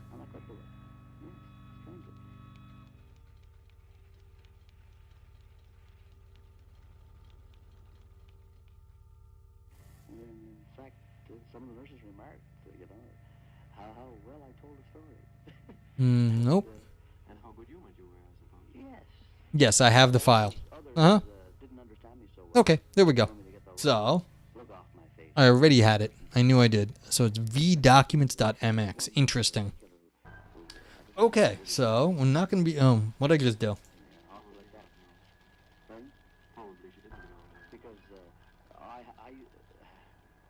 I was sitting there, and my face must have been a mile long, and she more or less criticized me for it. She, this much as to say, there's nothing wrong with you. What are you looking so glum about? Okay, there we go. See, I knew it. All right, so where are we? Let me do a little bit more background stuff for a half second. All I do is be a man and snap out of it. And that made you feel worse. That made me feel worse. How's that look? That looks okay. And then what we do is we do this. And there's a link for anyone else that doesn't have. How can I be sure I haven't read a paper? I have read a paper twice. It's happened before. Like, I'm not kidding. It has happened. And I got a good way into the paper before realizing that I knew what was going to happen. You've got a folder for read papers yourself. I had read a bunch of papers on a topic. This was a long time ago. It must have been like, you know, a topic got popular for a little bit. And I had read like 3 or 4 papers on it, and then I realized I was reading a paper that I had read like 2 papers before. So it does happen. It absolutely happens. So yeah. So anyway.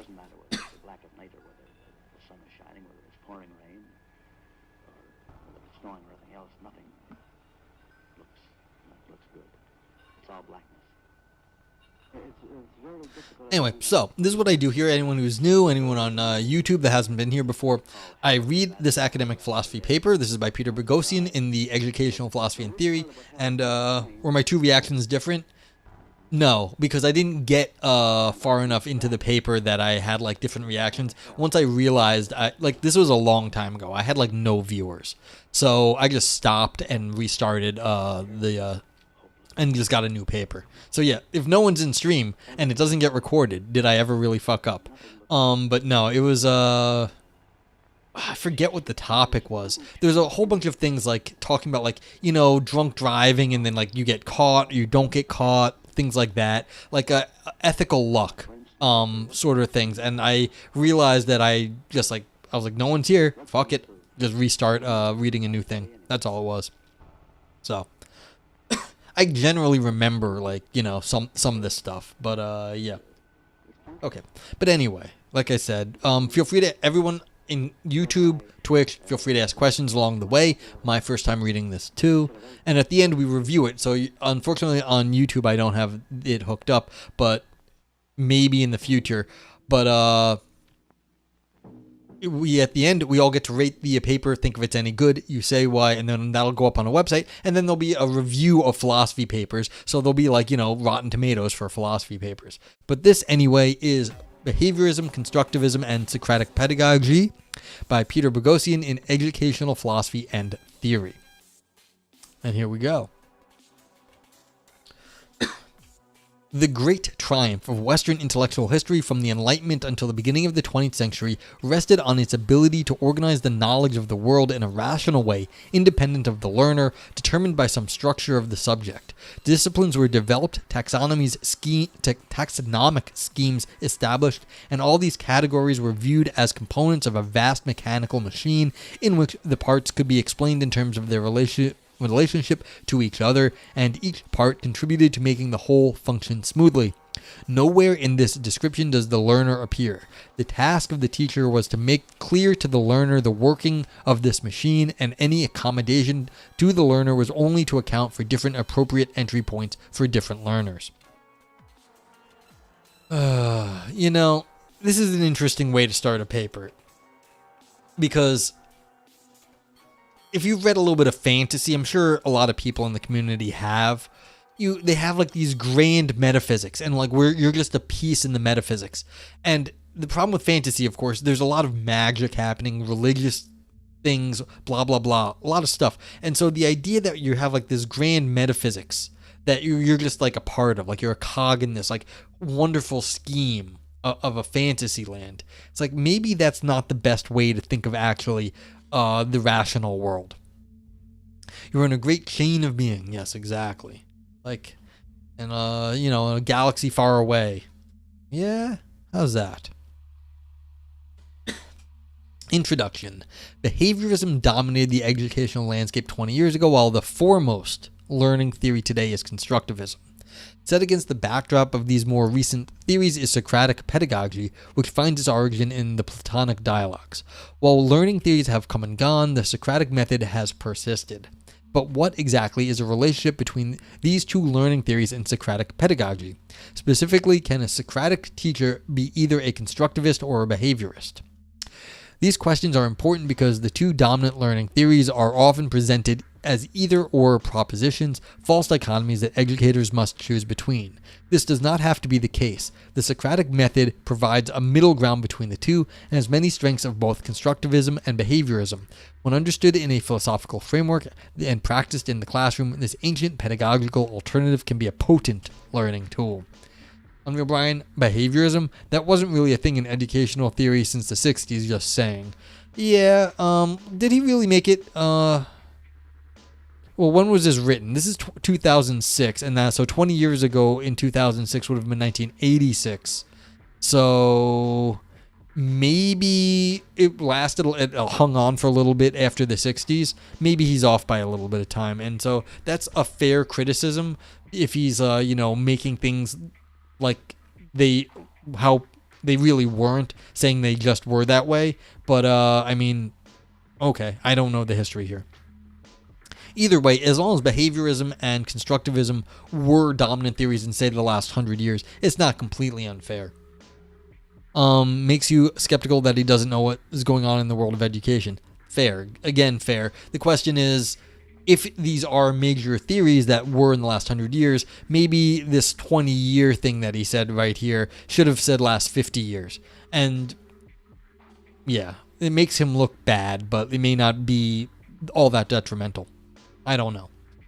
Okay, in the first section of this paper, I'll briefly define and explain each learning theory as it relates to the Socratic project. In the second section, I address the question of whether or not a Socratic teacher can subscribe to a constructivist or behaviorist learning theory.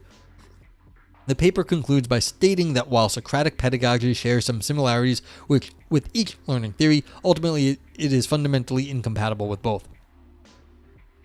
Unreal Brian says the journal is a big one in philosophy of education. A little surprised they didn't call that out. Yeah, but again, if you've been here long enough, you'll see lots of mistakes slip by. Lots. So yeah. Understanding the learning theories, constructivism and behaviorism, also see appendix. Constructivism. This is a quote. There is no knowledge independent of the meaning attributed to experience constructed by the learner or community of learners. Where behaviorism views knowledge as resulting from a finding process, constructivism views knowledge as the natural consequence of a constructive process.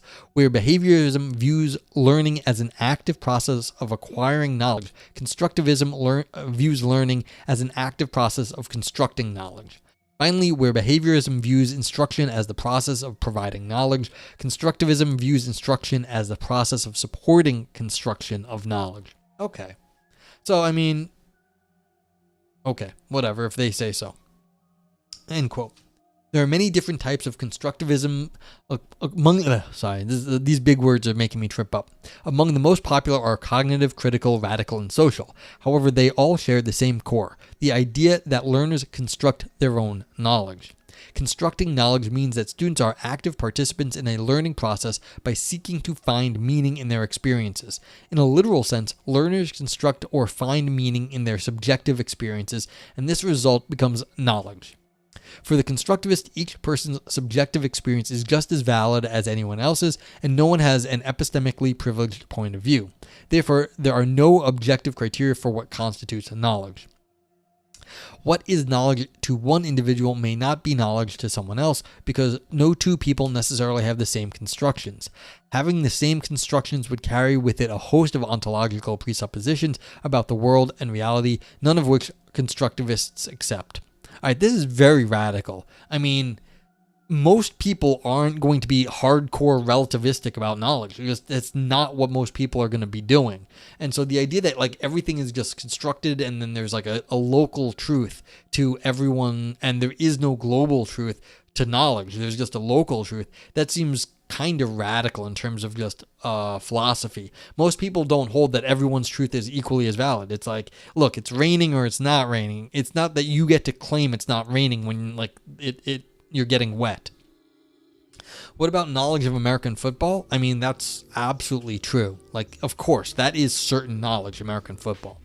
But like, this is weird. Like, I just find that like this is a very radical sort of relativism that everyone's knowledge is just as legitimate. Like, that's just weird because you can be wrong about stuff. Especially, I mean, it's going to be relative in such cases. But like, the rules of football in American football are not relative. You either know what the rules are or you don't. Like, how does like your construction of them matter? They're set out in stone, well, not in stone, but like they're written out in books. So that's a little weird. Unreal Brian says there were a fair number of people in schools of education in my time who subscribed to that and were proud to call themselves constructivists. It's fair. Now, it depends on what I actually suspect is going on here is that there is a subset of knowledge where the way you go about learning the things in the world is constructed. And so you have your own unique perspective on things. And so things can like sort of be a little shifty there. Now, I suspect that's kind of how things broke down, that like everyone's viewpoint is legit, but you know, we're going to at least glom on to some big truths. Yeah. Okay. Well, it's good to get the background on Real Brian. I appreciate that. But like, it just seems most people aren't radical relativists where there's a truth relative to every knower. Yeah. But I mean, it does happen, of course. As a learning theory, constructivism emerged from a broader movement in Western intellectual thought, the subjective turn, and postmodernism. Yeah, so everything's subjective. That's sort of the point here. That's fair. I don't know if it was postmodernism though, but it was definitely being subjective. The subjective turn was a move away from objectivity and epistemology, what one can know independent of an examiner, and metaphysics, what there is independent of the knower, and towards individual experiences.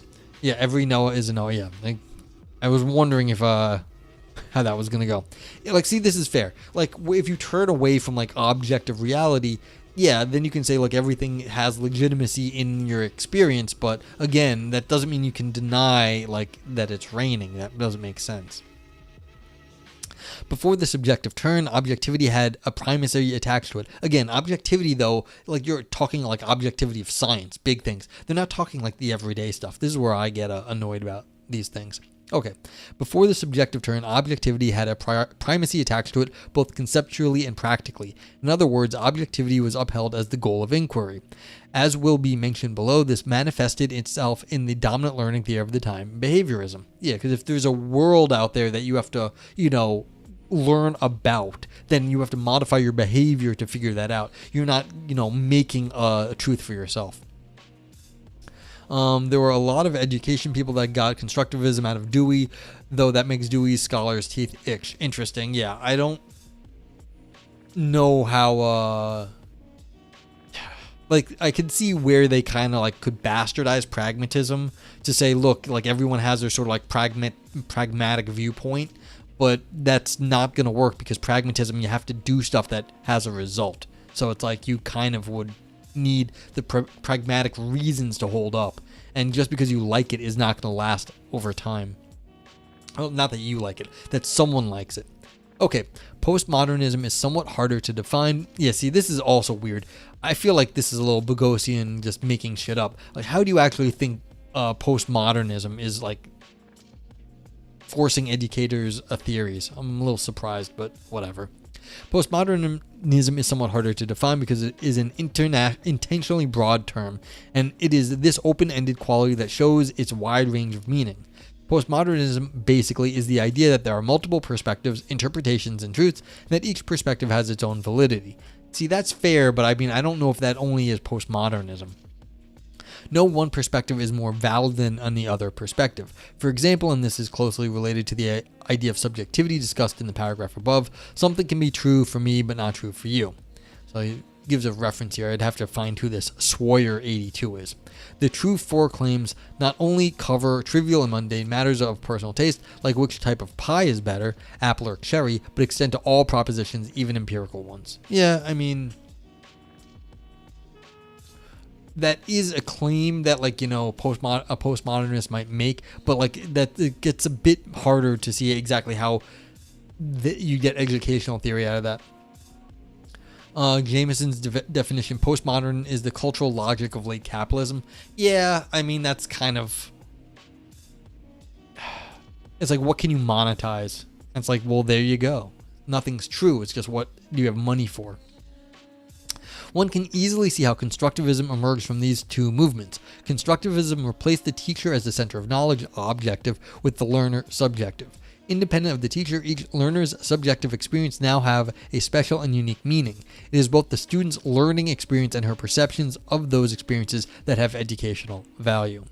Unlike behaviorists, constructivists argue that there are multiple realities constructed by individuals. The human mind does not copy reality from outside directly, rather it constructs reality. In other words, there is no shared reality. This is the defining difference between constructivist and behaviorist learning theories. Okay, fair enough. Maybe some of this stuff was a little overblown, but you get the point. It's where is the learning happening? Are you figuring out what the world is, or are you trying to, construct an understanding of how reality is, and then that construction is what we call knowledge. Behaviorism. I am sometimes asked, do you think of yourself as you think of the organisms you study? The answer is yes. So far as I know, my behavior at any given moment has been nothing more than the product of my genetic endowment, my personal history, and the current setting. That is Skinner, 1983. Skinner is the behaviorist. So, behaviorism is diametrically opposed to constructivism. Unlike constructivists, behaviorists believe that knowledge does not depend on introspection. See, again, this is weird. Introspection is not what they claimed above. It's that everyone's perspective has value, not how you think of yourself. Introspection is what you think you do. But that doesn't necessarily mean that's introspective. But that's, again, a little slippery right there. Okay, and they completely reject discussion about internal mental states. Yeah, so behaviorism just looks at the behaviors, no internal mental states. But again, constructivists didn't ask us about internal mental states. They just said your opinion is what matters. So I'm not 100% with this yet. Okay, rather, behaviorism focuses on the external observation of lawful relations between and among outwardly observable stimuli and the responses that follow. What constitutes valid knowledge is publicly observable, and as such, behaviorists believe that the concept of mental states can be discarded. This is fair. It's if you want to know, this is the old behaviorism, you don't trust what people say, you look what people do. And then you find out. Okay, to understand behaviorism, it is important to understand the intellectual movement that contributed to its development. Behaviorism is a psychology that was strongly influenced by positivism, a philosophical movement. Positivism only recognized natural phenomena or properties of knowable things along with their lawful relations of coexistence and succession. Yeah, this was, logical positives. They wanted to build science up from the ground, and so you had to have a very empirically based viewpoint. The positivist believes that the relationships are discovered only by observation and experiment. Both ways of looking at the world have been termed objectivist because of the belief that there is a God's eye view or privileged external viewpoint that one can obtain. One of the consequences of this is the recognition only of publicly observable phenomena, and subjective ways of knowing and understanding become discredited. Epistemologically, behaviorism and positivism are grounded in objectivism, which assumes that there is a single reality external to individuals. Based on this objectivist worldview, behaviorists argue that learners acquire knowledge from outside resources. That was a quote. So yeah, it's like what's going on. You can see there's an empirical world that can be studied, and that's just whatever you're studying is that single empirical world. And that's fair. That's what a lot of people hold that sort of thing. In the traditional behaviorist model, learners undergo some form of conditioning. Ultimately, the goal of conditioning is to produce a behavioral result. In an academic venue, changing behavior is more difficult to measure than in other contexts like a karate class, where there are observable physical behaviors that result from physical stimuli. For example, in the hypothetical karate class, if students do not form straight lines, they are punched in the shoulder, stimuli. After a few people get out of line, they get punched, and the line becomes noticeably straighter, behavioral response. Yeah, so you're lining up. I didn't know what they would mean making a line, but standing next to each other in a line. However, in an academic context, behaviorists substitute verbal behaviors, for example, responding appropriately to a question, for physical behavior. The behaviorist would interpret, for example, a student's correct answer to a question as a sign of successful conditioning, and then continue to reinforce correct responses behaviorally by assigning good grades. Often the form of conditioning used to achieve desirable verbal behavior is a lecture-based pedagogy. Behaviorism thus views the student as an unreflective responder. In a behaviorist paradigm, the student is engaged in the educational process only in that she displays the appropriate verbal behavior, for example, checking the correct box on a multiple choice test. There is no subjective element to learning, either in determining what to study or in how information is interpreted, used, or understood. Yeah, I mean, this is the old rote memorization theory, is kind of like, well, did you get the right answer? Yeah, well, you can memorize stuff and then do it, so, yeah. Okay, so we had the constructivists where everything matters how you understand the stuff, and then we've got the behaviorists is only about the output of what you have learned. And so it's how you did it versus what you can output. Socratic pedagogy, in this quote again. I am simply your fellow explorer in the search for truth, and if somebody who contradicts me is obviously right, I shall be the first to give way. So that's Socrates in the Gorgias. The presupposition of the Socratic method is that there is a truth of the matter, and that truth can be known through discourse, or more specifically through the Elenetic process. Oh, I thought it was Elenchic, but all right, Elenetic process. Maybe I don't know my linguistics. Maybe that's how you make the word out of it. Yeah, Elenchus. So yeah, Elenetic process. The Elenchus is a systematized question and answer process that is directed by the teacher and depends on the student involvement. Its purpose is to help those engaged in a dialogue discover true propositions through a sustained inquiry. I'm not sure, Boghossian quotes himself here, which is always a suspect thing. There is a lot of discussion about what's going on in Socrates and Plato. Its purpose is to help those engaged in a dialogue discover true propositions through a sustained inquiry. Is that really what's going on in Plato? I'm not so sure that is actually what's going on in Plato. A lot of times I feel like the Socrates and Plato is an asshole. A lot of stuff, Plato's an asshole. And he's screwing with people. He's you don't actually know what you're talking about. So do you discover true propositions, or are you poking holes in what people thought were true? Because Socrates is a gadfly. And so the idea that that is what Socrates was up to, is actually discovering true propositions. The person who said that the thing they know is that they don't know anything are you really discovering true propositions then? Well, that's not what he claimed. So, little weird. So we got Weird Champ on Plato here. In the Platonic dialogues, the reason Socrates engaged in discourse was to find the truth. What's up, Eris the Cat Goss? How you been? I seen you've had some streams lately. What's going on with the Twizzard and stuff? But welcome in. It's been a bit. Emil Bryan says, he has such a narrow view of the possibilities. He talks about his version of the Socratic method in a structuralist way, everything being the unified discourse, which is in itself a bit postmodern. Yeah, so he's got particular views about this stuff. And it's interesting. So, yeah, if anyone just joining us, we're talking about some educational philosophy. And so is Boghossian, who kind of made a little bit of a name for himself. But behaviorism, constructivism, and Socratic pedagogy. He's trying to lay out a way that Socratic pedagogy is actually going to provide a different path in educational theory. But I don't mind him having his own sort of thing going on. But it's just the fact that he's stating it like it's, this is what Socrates was doing. Yeah, we've had 2,500 years of arguing over what Socrates was doing. I don't think that your one interpretation is the end all be all of it, Peter. But okay. Yeah, so I hope you're doing well, Eris. Hope the, was it Dungeon Discordio? I forget what it's called. It's going well. So, yeah. Don't ask me to remember stuff when streaming. Anyway, in the Platonic dialogues, the reason Socrates engaged in discourse was to find the truth. Really? Maybe, but a lot of times that doesn't seem like what he ends up doing. For example, in the Meno, Socrates approaches a slave boy because he wanted to teach him or elicit from him a true proposition about geometry. Before he even enters into the discourse, he knows that the truth exists independently of his belief. Well, this is Plato, yeah. So Plato already had the idea on this. He does not construct a geometrical truth, rather truth exists in the world, and he expresses and discovers that through language. Yeah, I mean, this is Plato, world of the forms sort of thing. Socrates also knows that through asking a series of directed questions, he can, along with his interlocutor, arrive at the truth. That is, he not only knows that there is a truth, but he knows that it can be known through a dialectical process.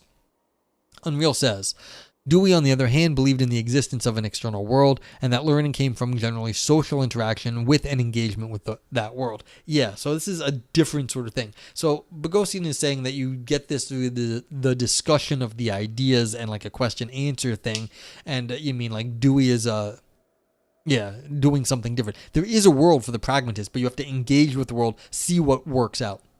Eris says, you got it, nice memory. When you say Socratic pedagogy, do you mean teaching people by asking questions? I think that we haven't got there yet, but I think that's where he's going. He's going to argue something along the lines that you have to lead people into answering questions from their own position to the truth. So that's what I think is going to happen here. But we haven't gotten there yet. So he's just outlining the beginnings of what he wants to say. So yeah. Okay, ultimately the main purpose of the Socratic method is to help the students and the teacher find the truth. Yeah, so he thinks that through questions and answers, you will somehow arrive at the truth. Through the elenchus, the Socratic presuppositionless asking questions. It shows that once you learn how to ask the right questions, you can find the truth. Contemporary Socratic practice is often used less as a way to find the truth and more as a method for teaching critical thinking. Fair, maybe. Nevertheless, even in a contemporary context, the Socratic method is driven by an assumption that knowledge exists independently of the inquirer. That is the basis upon which propositions can be determined to be true or false. The truth value is necessarily independent of the inquirers.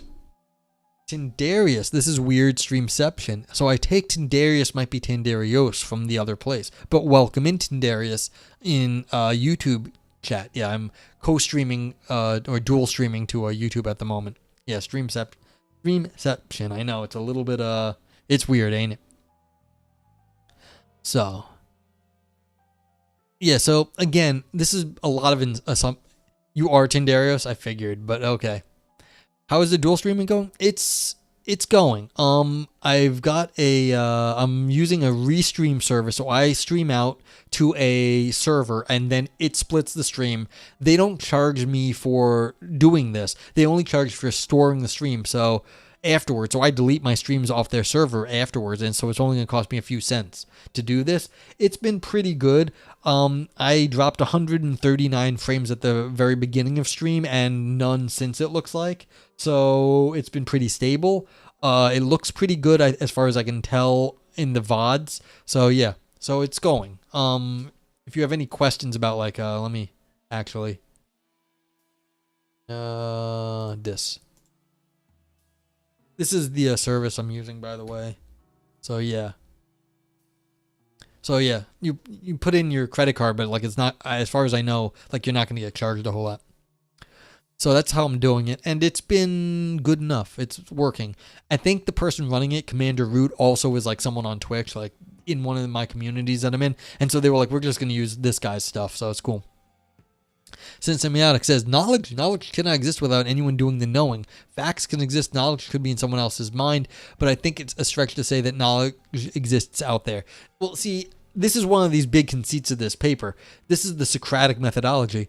No, this is this Socrates according to Plato. Plato, of course, had the world of forms. That's what was going on a lot of times, is Plato's dialogues are telling you about the world of the forms. That was his metaphysics. And so it's not really a Socratic philosophy here, because it's not the historical Socrates. This is the Platonic Socrates. And so, again, this is a little bit loose with the technicals of the philosophy.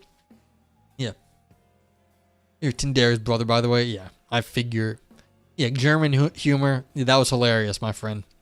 So yeah. You would argue that knowledge in one mind isn't knowledge. Knowledge is social. Do you think Plato was fucking with us? No, I think Plato was a little nuts. I don't think Plato was fucking with us. I think Plato was wrong. And Plato, well, mostly wrong. Had some very clever ideas. But, no, I think Plato really believed what he was saying. But, it was just like, it's just a little crazy. You mean like intentionally misrepresenting Socrates? No, I think this is what Plato actually believed. I think Plato was distinct from Socrates, and then I think this may have just been how he interpreted the world. No, like I really just think, I don't see someone putting all this, like philosophy is hard. It wasn't like it was easy for anyone to do this. I doubt that there's only a few people out there that have ever like done philosophy just like from a young age. A lot of times they're on the technical side of things, like, Kripke or something.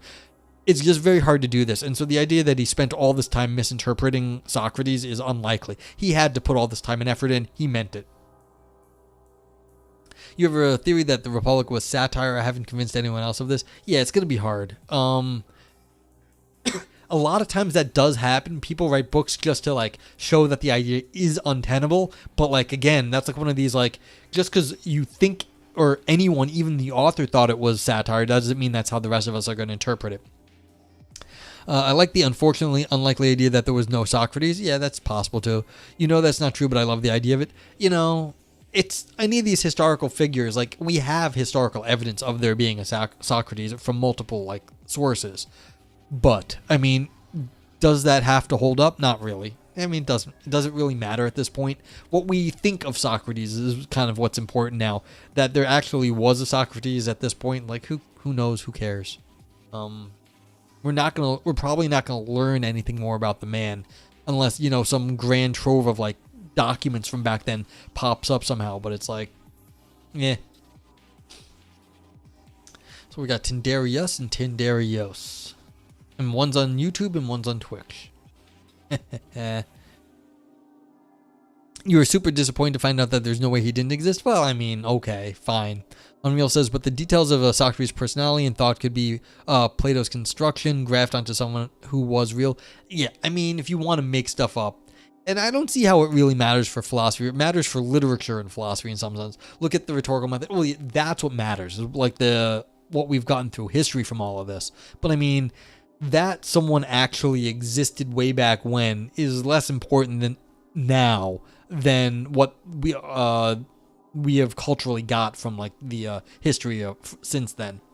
What's it called? Like, there's people that claim that Shakespeare didn't exist, or it was like a group of people.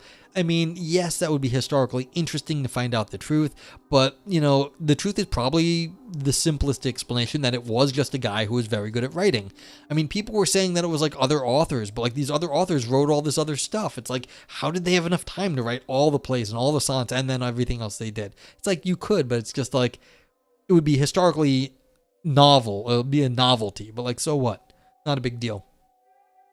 The point is you can invent a Socrates of your own anytime. It's a process now. Boom. Okay. So yeah, you're just a constructivist about Socrates. I got you. Yeah, so this is the weird thing. Eris says, if you read the stuff in the ancient Greek, do you think you would get anything different out of it? Do the people doing the translations have to guess on anything? It's hard, actually. That's a tough question to answer. There are people who read like ancient Greek. Like there are people that have like, they read all this old stuff. That doesn't mean we have enough information. And, people are idiosyncratic. They use words at different times in different ways. And so the people who are really into like hardcore scholars, they can read it, and they would get anything out. Would they get anything out of it? They'd have to be good philosophers. At this point, I think we've gotten sort of like the basic picture of what's going on, but like reading it in the ancient Greek, yes, you're going to get more out of it. You're going to get more context on a lot of things, but a lot of the stuff we've hashed out over the last like 200 years, since there's been sort of standard translations. But again, we've done this on Aristotle's stream. He will go in and look at a certain word and find out that it's being kind of misused in certain interpretations. And so you can still go back and look at stuff and then be like, wait, they're not really using this word in a typical way in certain translations, and it does affect the meaning. So that does happen a lot. Now, do we have to guess on anything? Yeah, we still have to guess. And there's things from like very ancient Greek that we've had a lot of trouble with. I mean, there's a famous thing called the wine dark sea. Why did the Greeks call the sea the color of wine?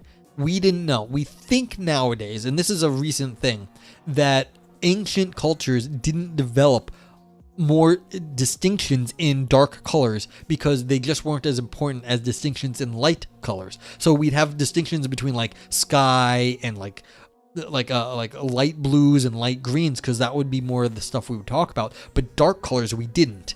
And so they were thinking that purple and dark blue were they just used the same word for stuff. But like the wine dark sea, like we weren't sure. Was wine a different color back in ancient Greece? We don't have the grapes that they were using to make wine. So maybe their wine was bluer. Maybe the sea was actually a different color back in the day. Maybe the sea in that area had algae that made it more purple. We don't know. So things like that have been screwing with our heads, and we will never get a good answer to this.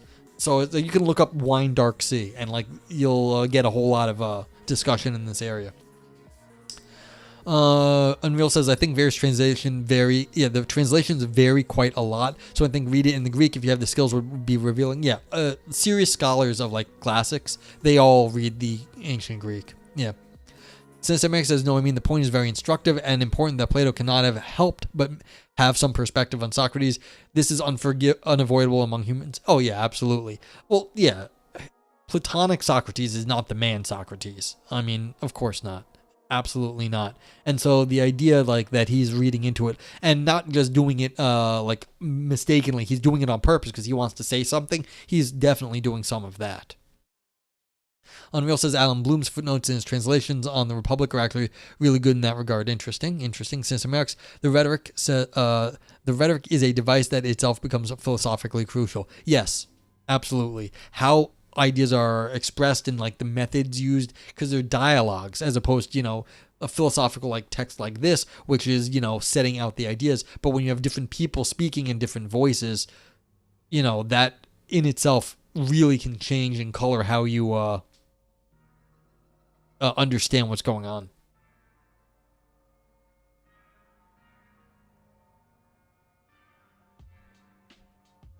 Yeah. So, but anyway, again, and you get that exactly here with Bogosian himself, because like he's saying, contemporary Socratic practices often use less as a way to find the truth and more as a method for teaching critical thinking. Really? Is it? But like this is how he's presenting it, and it's like he's coloring it with his own thing. Plato's engaging in Socratic method with Socrates misrepresenting with straw men. Yes, a bit. But again, what was he trying to do? Like, was he really trying to misrepresent Socrates, or was he trying to present some of his own ideas in a certain way? It's like, is that a bad thing to, you know, present your ideas? No. Misrepresenting Socrates, maybe not the greatest thing. But like, was it bad? Maybe it was okay back in the day. You could do that. I don't know. Nevertheless, even in a contemporary context, the Socratic method is driven by an assumption that knowledge exists independently of the inquirer. Oh yeah, read that. We're very confused about this, but fine. Poll time, would you have voted to kill Socrates? Yeah, because he was an asshole.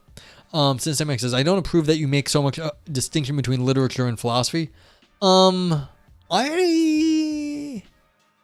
That's fair. I mean, that's a fair criticism of me. Because I definitely come from the technical side of things, which is not literature. So maybe that's my history, my biases. But yeah, this is all that's fair. But yeah, it's like, again, I'm not disagreeing with anything you said in any of this, what you were saying there either. Like, I think everything you said was right. I'm just saying, what does it, like, in the end,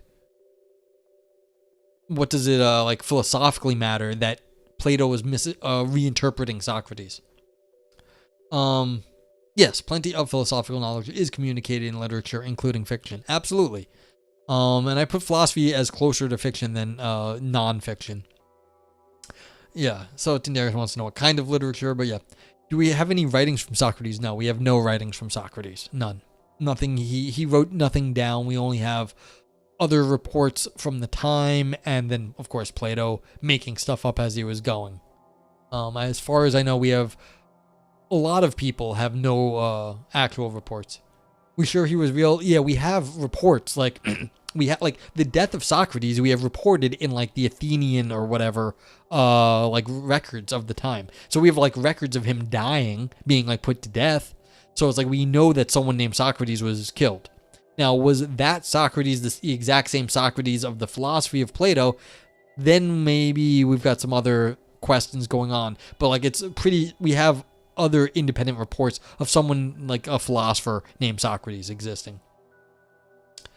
Yeah, Tindarius, of course, if you're doing it in a story method, you're doing other things, like in a literature way, you're doing it other things at the same time. You're telling a story as well as doing some philosophy, but doing two things at once isn't necessarily bad either.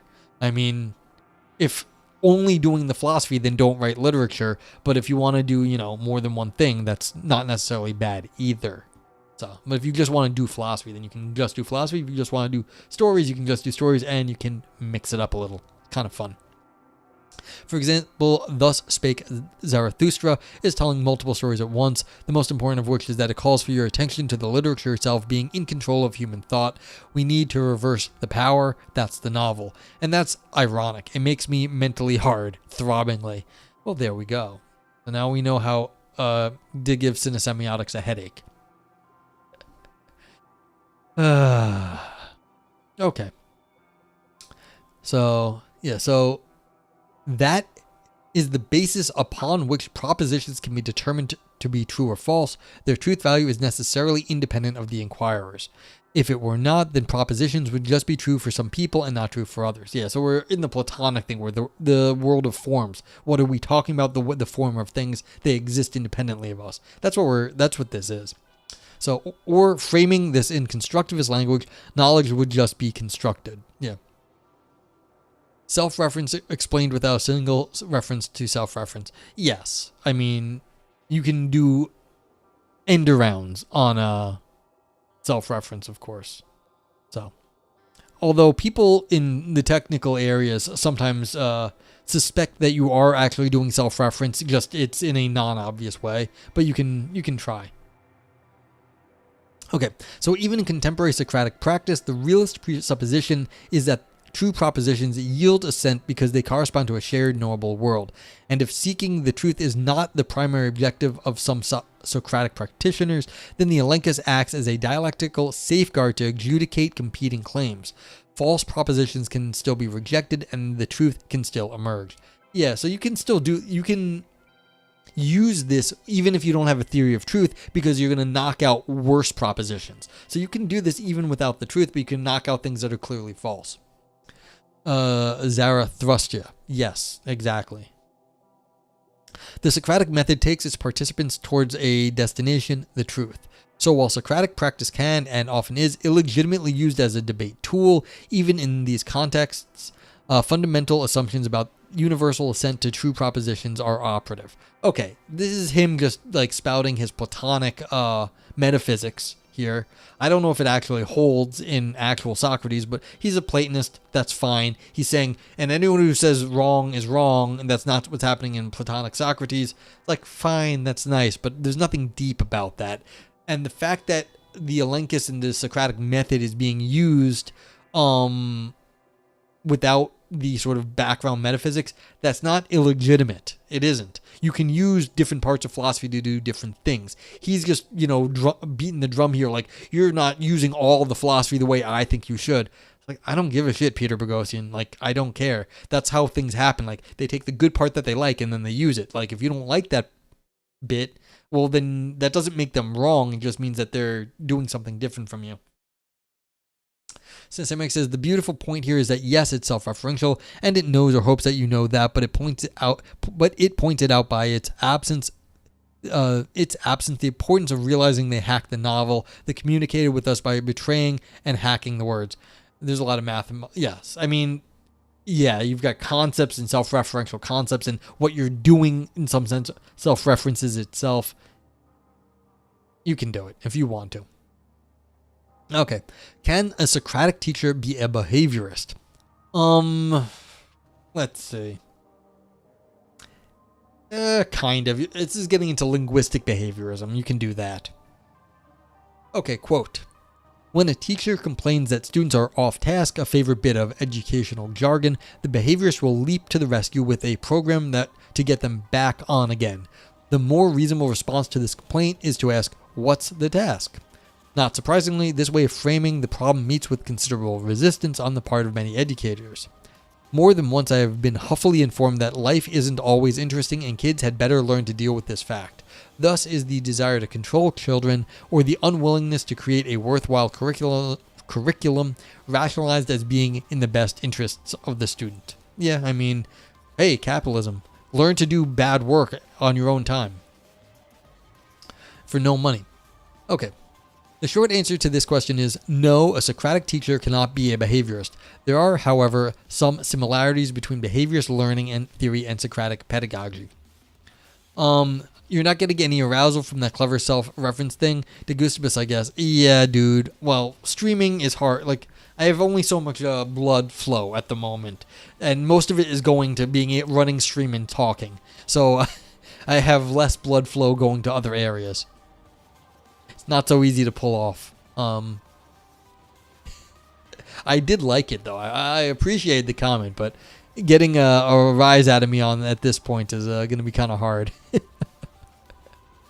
Hey, juggling biohazards. I think novels are overrated by far. Well, you do read a lot of them, so we do read a lot of books. Again, people do things for different reasons. Now, if you need distraction, it's like maybe you want something that is like, a fanciful story. You don't want like to learn anything. It happens. And no, I know you meant fiction on that. So it's like, yeah. We've had this discussion. Like, people say like they have different like rules for their stream on Twitch. Like, no backseating. Some people have very strict like, we only have certain kind of discussions here. And like, a lot of people in like this community, sometimes they have a problem with that. I understand. Like, you want to discuss things, and our like, discussions can be on lots of topics. This is not like my stream doesn't have any like safe space tags on it. I'm not like a safe space thing. I actually have a hostile. This is a hostile space. I will shoot your ass down if I don't like what I hear. But you could have like historical novels, like mostly maybe cinesemiotics, yeah. So fair. But like, people are allowed to have like what, like, if you're You're allowed to do what you want on your stream. Like, you can set the rules. It's like playing a game. If you play chess, you have to follow those rules. Otherwise, you're not playing chess. There are set rules to playing chess. There are set rules to American football. You don't abide by those rules, you are not playing chess or American football or whatever game you're playing. And that's the thing. You're allowed to set up your stream and go do the things you want to do for whatever reason. They may not be good reasons. Like, football may not be a good sport. I'm not saying it is or isn't. I'm just saying, if you don't want to play football, don't go play American football. If you want to play chess, go play chess. But like, you're allowed to play the games you want to play. And so you can set things up the way you want. So if you don't like novels, fine. But like, you have to understand, people have set up their lives where they need that sort of distraction, or that's how they access the world. That's how they like thoughts to come to them. It's fair. You may think they're overrated for you, but for other people, that's how they do. That's how they do stuff. And I'm not like, and I don't mean to be beating up on Tinderis. Not at all. I'm just saying you have to realize other people do things differently than you, and it works for them. Like, how does it work for you? How does it work for someone else? Okay, sorry I go on a rant, but like, this sort of thing, as someone who does an unusual stream, like this sort of like it's important to me. Like, Okay. So in a behaviorist paradigm, learners are told about the world and are expected to replicate its contents. This is antithetical to Socratic practice. Even though Socrates, the Socratic teacher, shares the same epistemological presupposition as the behaviorist, that is, that the world exists and can be known, the very design of the method prevents the teacher from telling the student how the world is, from expecting the student to respond or behave in a certain way, or from demanding that she exhibit proscribed verbal behavior. I don't know if I buy this at all. Socrates was asking leading questions. When you're asking leading questions, that's because you're trying to get to the answer you want. Now, someone could always be fighting you every step of the way, but if you want to ask leading questions, you can do that and get towards your answer. So the idea that there's this wiggle room, if you're the teacher and you're dealing with kids, the kids aren't going to be able to get away from the kind of answers you want if you're leading them on.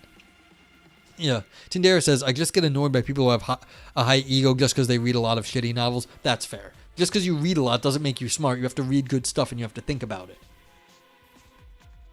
Like quality over quantity, And it's if you read about stuff and you don't actually understand, it's I've watched a lot of TikTok videos and so now I'm I know a lot of stuff. It's really? You learned all that from TikTok? Is that the authority on whatever it is? It's yeah, you did your own research. Where did you do your research? Yeah. Hydrocannabinoid. Objection leading the witness. Yeah, exactly. So again, it's yeah, you can read a lot of novels, but you have to read good stuff and you have to you have to think about it. That's the thing. So, and Tinderis does read a lot of novels, and I'm sure, some of them are better than others, and you have to be critical about these things. But, this is the thing. This is, I think, what Bogosian did right here is unfair. When you know vastly more than someone else, you're an adult and you're teaching kids who don't know shit about shit, you can lead them on, and it's not they're going to avoid your conclusions because they know how. When someone avoids your conclusions, I avoid someone's conclusions because I know what argument they're presenting, it's because I have a shit ton of background knowledge. And how you doing, Hydrocannabinoid? Good to see you. Unreal says, I've only taught adults to use Socratic method broadly construed, and I tried to get away from that because students know how to identify what you're fishing for. It's not real learning in an important sense. Yeah, so good example. Yeah. Tinderi says, exactly same with nonfiction books. Some of the most popular ones are absolute nonsense. Yeah. And the paper I just got published is Kahneman from, what's it? I'm blanking on his name. But Kahneman puts out these books, Thinking Fast, Thinking Slow, The White Swan, a bunch of these books about statistics and thinking. It's I disagree with this person. And I have to write philosophy papers to disagree, but people take this stuff as oh, this is canon. No, not all science is well interpreted. It's just wrong. Even with nonfiction, some of them are crap. I just disagree with stuff. It may not even be crap, but I still disagree with it. So it's yeah. Don't get you started on Malcolm Gladwell. Okay, don't. All right, so, but yeah, this is the problem. I don't think Bogosian is correct in this claim, and this is his main claim of the whole paper, is that oh yeah, you have this give and take in Socratic method. It's not really, dude. In a Socratic discourse, students, and in some cases even the teacher, must come to the truth by undergoing an alentic or questioning process. Unreal says, Brian's first law, if someone has a TED Talk, presume this should be avoided. Black Swan is a concept by Taleb. Yeah, I knew I was getting that wrong too. So we've got Thinking Fast, Thinking Slow, and then we've got a new book too, I think, by it was Taleb's Black Swan. Because you want to know why? The two books, but one by Kahneman and the Black Swan were next to each other on my dad's bookshelf, and so I got them mixed up. And like, yeah, I'm pointing like they were down there, like that way, long time ago. So like I'm remembering seeing them stacked next to each other. So yeah, that's all. Sorry about that. I apologize to Taleb, although I also think Taleb is wrong. Yeah. So many swans. Go watch the Black Swan movie. I like that movie. And Thinking Fast and Thinking Slow is one of your favorite ones. I'm not saying it's necessarily bad. I just disagree with Kahneman. I'm getting more and more disagreeing with him on things. So, and he's generally good, but like, again, like that was a whole example. It's not even that it's bad. It's just I think it's wrong. It's like I can't even like be happy with good books because I'm like, no, philosophical problems. Okay. So yeah, so I'm not buying this Bogosian. Yeah. Era says, when you were a kid who first taught you about philosophy, how did you get into it? I had attempted to do the hipster thing, like read some Nietzsche when I was in high school. I didn't understand anything that was going on. Other people had given me some sort of like pseudo philosophy books because I knew I liked this stuff. None of that really took. Really what happened was I just I hated high school, so I just bullshitted everything I could. So I got really good at bullshitting. I got to college, I realized I could continue to bullshit. I got to philosophy, I was like, some of this is bullshit. Like, you fucking philosophers are bullshitters. And like, this is all crap. And like, they didn't even think they were bullshitting. I was like, this is a shit argument. I made up this argument years ago to bullshit a English paper. And that's what I was like. And then 2 weeks into the first class, I was like, this is stupid. I can do this better than these assholes. And my life's been downhill ever since. Taleb could cut off half the size of his books. That's funny. Juggling says, I mainly read nonfiction and used to disregard fiction, but some of the best fiction can be an exercise on some of the stuff we commonly question. They can be parables that lead to nonfiction reading and vice versa. Yeah, I mean, this is the thing. It's harder to do, I think, harder to pull off, but like you can do it really well sometimes. Some of them do. Unreal says, so many of these books written intentionally or otherwise so the author can make money-giving, self-satisfying talks to a big business people. Yeah, and like, am I really angry about like, some academic making a few bucks? Not really. It's just I don't want to have to read the book myself. But like, yeah, like, fine, go sell some books. Like, that's cool. Yeah. Well, yeah, Tindarius is a non-fiction reader. Fair. Per Nogreo, philosopher is a professional bullshittery. Yes. I mean, bullshitting the bullshitters, even more yes. It's like, I know, like, you see what I do here. I sit here and I pick apart these arguments. I pick apart my own arguments. There's a few arguments I find very hard to pick apart. Like, it doesn't work as well sometimes. And that's at the point where you start to realize, okay, it's getting hard, like, to, like, argue with a few things. And or what you think is actually interesting for some reason. Maybe you can pick it apart, but like there's something else going on and you don't want to pick it apart. You're picking it apart doesn't work as well. Then you understand there's something going on in that philosophy that you like. Like why are you picking it apart? Or it hurts, or like you feel bad, or like you just can't do it. But like that's the thing. Yeah, and you read some fantasy for fun. Yeah, exactly. I went on vacation and on the flight down I was reading Harry Dresden books. It was a lot of fun. I read a few of them. It was good times, and it was distracting. It was a good thing for reading on an airplane. Unreal says there's great philosophical fiction. Stanislaw Lem's Solaris, for one example, is your favorite novel. Close second, Neil Stephenson's Anathem. Okay, yeah. See, this is the thing. Like, you might like these things. They might be good. Like, they might do a good thing. For non-fiction books, I just get a summary, but I don't count that as a read, of course. Yeah. You've read Solaris 3 times. Cool. So it's like, this is the thing. There can be philosophically informed books there for whatever reason, you like. That's cool. But I was like, yeah. What I do is I rip apart arguments. Like, one of the problems was people would always like, what do you want to do, Noah? I don't want to do shit. Every story I've ever heard, I can tear that fucking person's life to shreds. The little story of their life and why they think is good.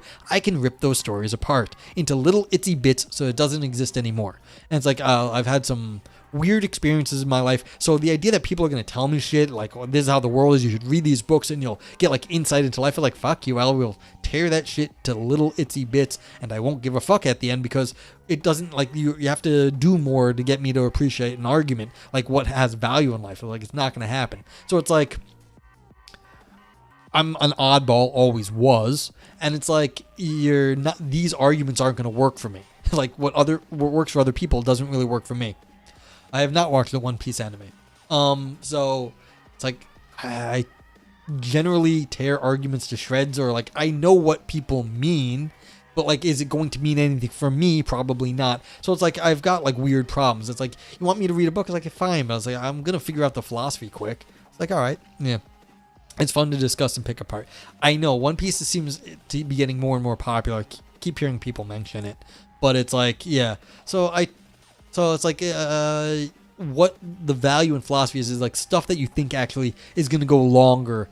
It's going to last longer. Like I just sent a paper out last month for a review, and I argue for a claim there. And the answer is, do I actually think that the argument will hold up?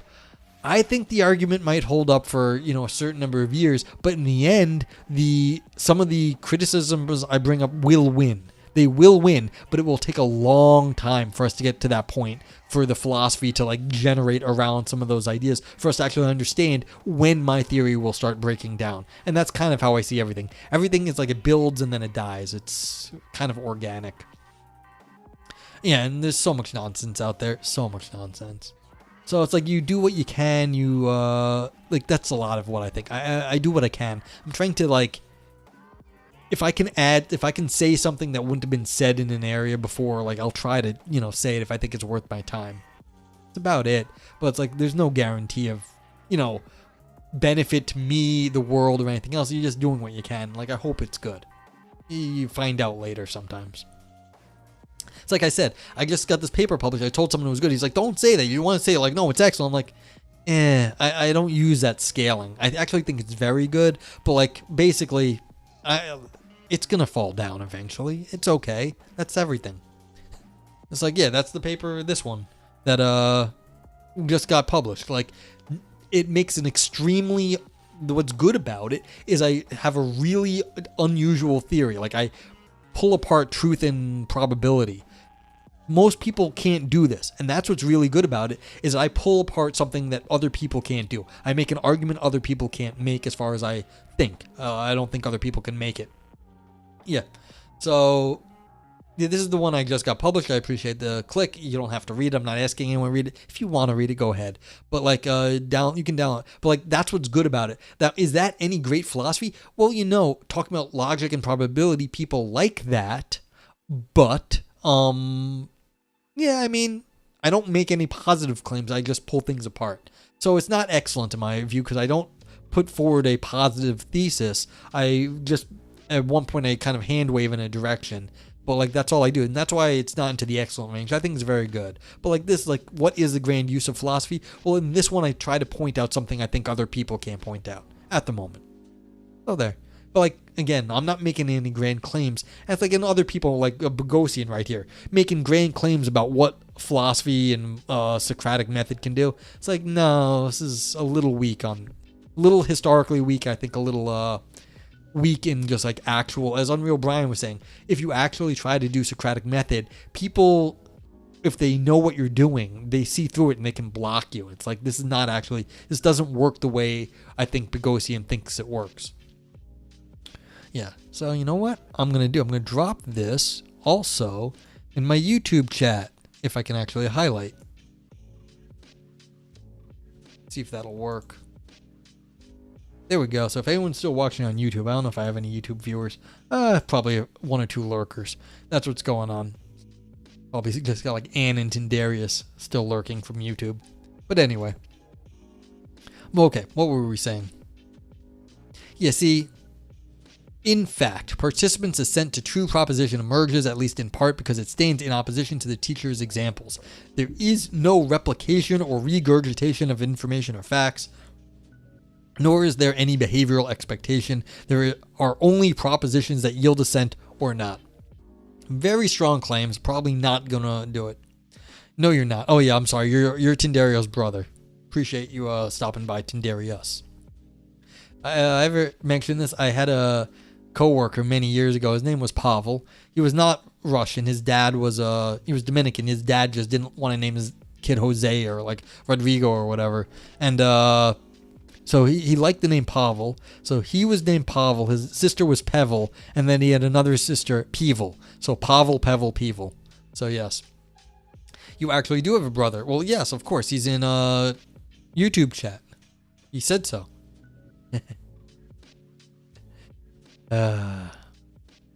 Oh, that's unfortunate. Yeah.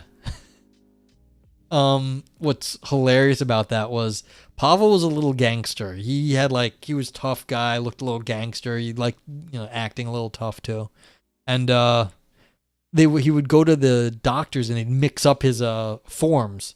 So like he'd get his sister's stuff and they'd be like, when was your last mammogram? He's like, you pulled my sister's file again, didn't you? And they're like, oh, sorry. It's like, yeah. It's like, he was like a tough guy. It's like, not getting a mammogram. I mean, nowadays, I guess you could have like a trans surgery, but he was not having that. Yeah, okay. It is through the elenchus that true or false propositions can be known. Again, this is a massive epistemological claim. This is not established by this paper or even by Socrates or Plato for that matter. Plato actually would not have said that. You have say you have like access to the world of forms or something. That's how you know things. But anyway, behaviorism has no elenchic process, but unlike constructivism, this is not because behaviorism and Socratic pedagogy have different epistemological or ontological commitments. Rather, behaviorism does not see the contributions of the learner as contributing to the corpus of knowledge. Students do not have privileged knowledge regarding observable stimuli, and the responses that follow. In fact, a rigorous experimental design process needs to be in place for lawful relationships of observable phenomena can be discovered. I'm sorry, I think I misread that sentence, but you get the idea. You're a bureaucrat, you have access to the world of forms. There you go. Behaviorism's strict idea of what constitutes valid knowledge and expectant behavior leaves virtually no space for dialectical interplay between students and teachers. Yeah, I mean, again, if you had linguistic behaviorism in here, where the things you're saying count as behaviors on a very, fine level, then you could do it, but that gets much more difficult for interpreting words as specific behaviors, and sentences as behaviors. However, like behaviorism, Socratic pedagogy has an objectivist presupposition that knowledge should represent a real world that is thought of as existing separate and independent of the knower, and this knowledge should be considered true only if it correctly reflects that independent world. As such, like the behaviorist, the Socratic teacher recognizes that there are true or false propositions, but unlike the behaviorist model, true or falsity is not determined by the teacher or by the accepted canon of knowledge, or by observed behaviors, or even by the broader theoretical constraints of the paradigm, but by the dialectical process, by the elenchus. Yeah, so if you think this is an epistemology, that you find knowledge by talking in a certain way, then everyone would just talk that way to get knowledge, but that's not what happens. But that's just what's getting claimed here, is that there is a special privileged way to talk and discuss with the world, and that gets us more knowledge. Very odd theory here by Boghossian, but all right. A behaviorist would be likely to view the Socratic method as a type of stimulus. A crude analogy would be that this Socratic teacher is like a dog trainer trying to bring students where she wants them to go. The Socratic practitioner, however, views student acknowledgement of true propositions as the result of a dynamic process in which students are active and willing participants in their own learning. This is, ironically, one of the few similarities Socratic pedagogy between Socratic pedagogy and constructivism. Yeah, I mean, this is the thing. If you have to discuss in interrelated things, then you are constructing something, and the elenchus is more like a construction than a behavior sort of out in the world just learn it. The elenchus is a construction, and so that will have overlap with constructivism, which I guess we'll discuss right now. Can a Socratic teacher be a constructivist? And this is a quote. The displacement of the idea that facts and evidence matter by the idea that everything boils down to a subjective interests and perspectives is, second only to American political campaigns, the most prominent and pernicious manifestation of anti-intellectualism in our time. I guess that's from Larry Loudon in 1990. And then we got a quote from Hine. Does it actually make any difference in our everyday work whether deep down we consider knowledge to be about some real world independent of us, or whether we consider knowledge to be of our own making? The answer is yes, it does make a difference. In our profession, our epistemological views dictate our pedagogic views. Yeah, I mean, what does it actually amount to?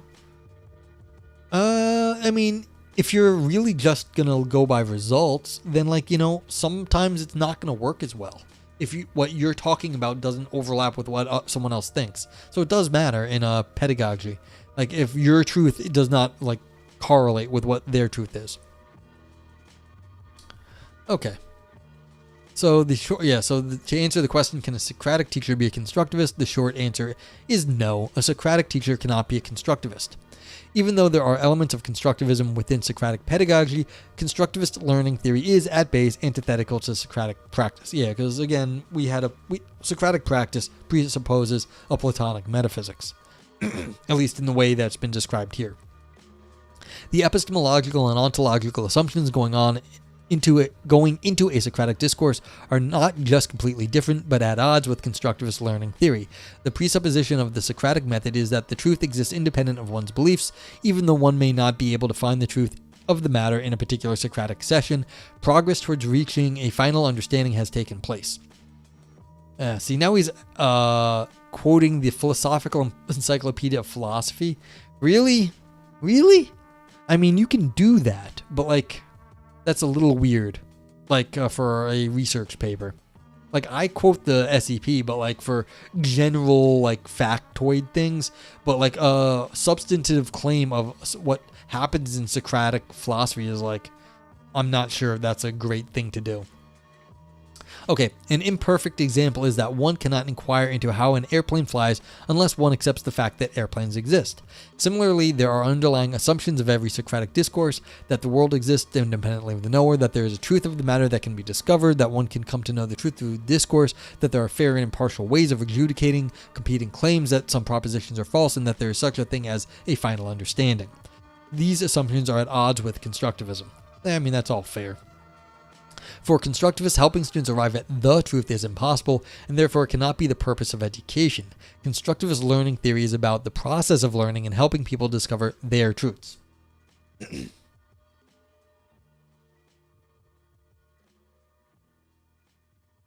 Unreal Brian says that that's wrong. We can ask how unicorns prance and have intelligent conversation about it. Yet, see, again, this is sort of the Bogosian view of the world. I'm not sure that any of this should be taken as, fact, really. So I'm not entirely sure.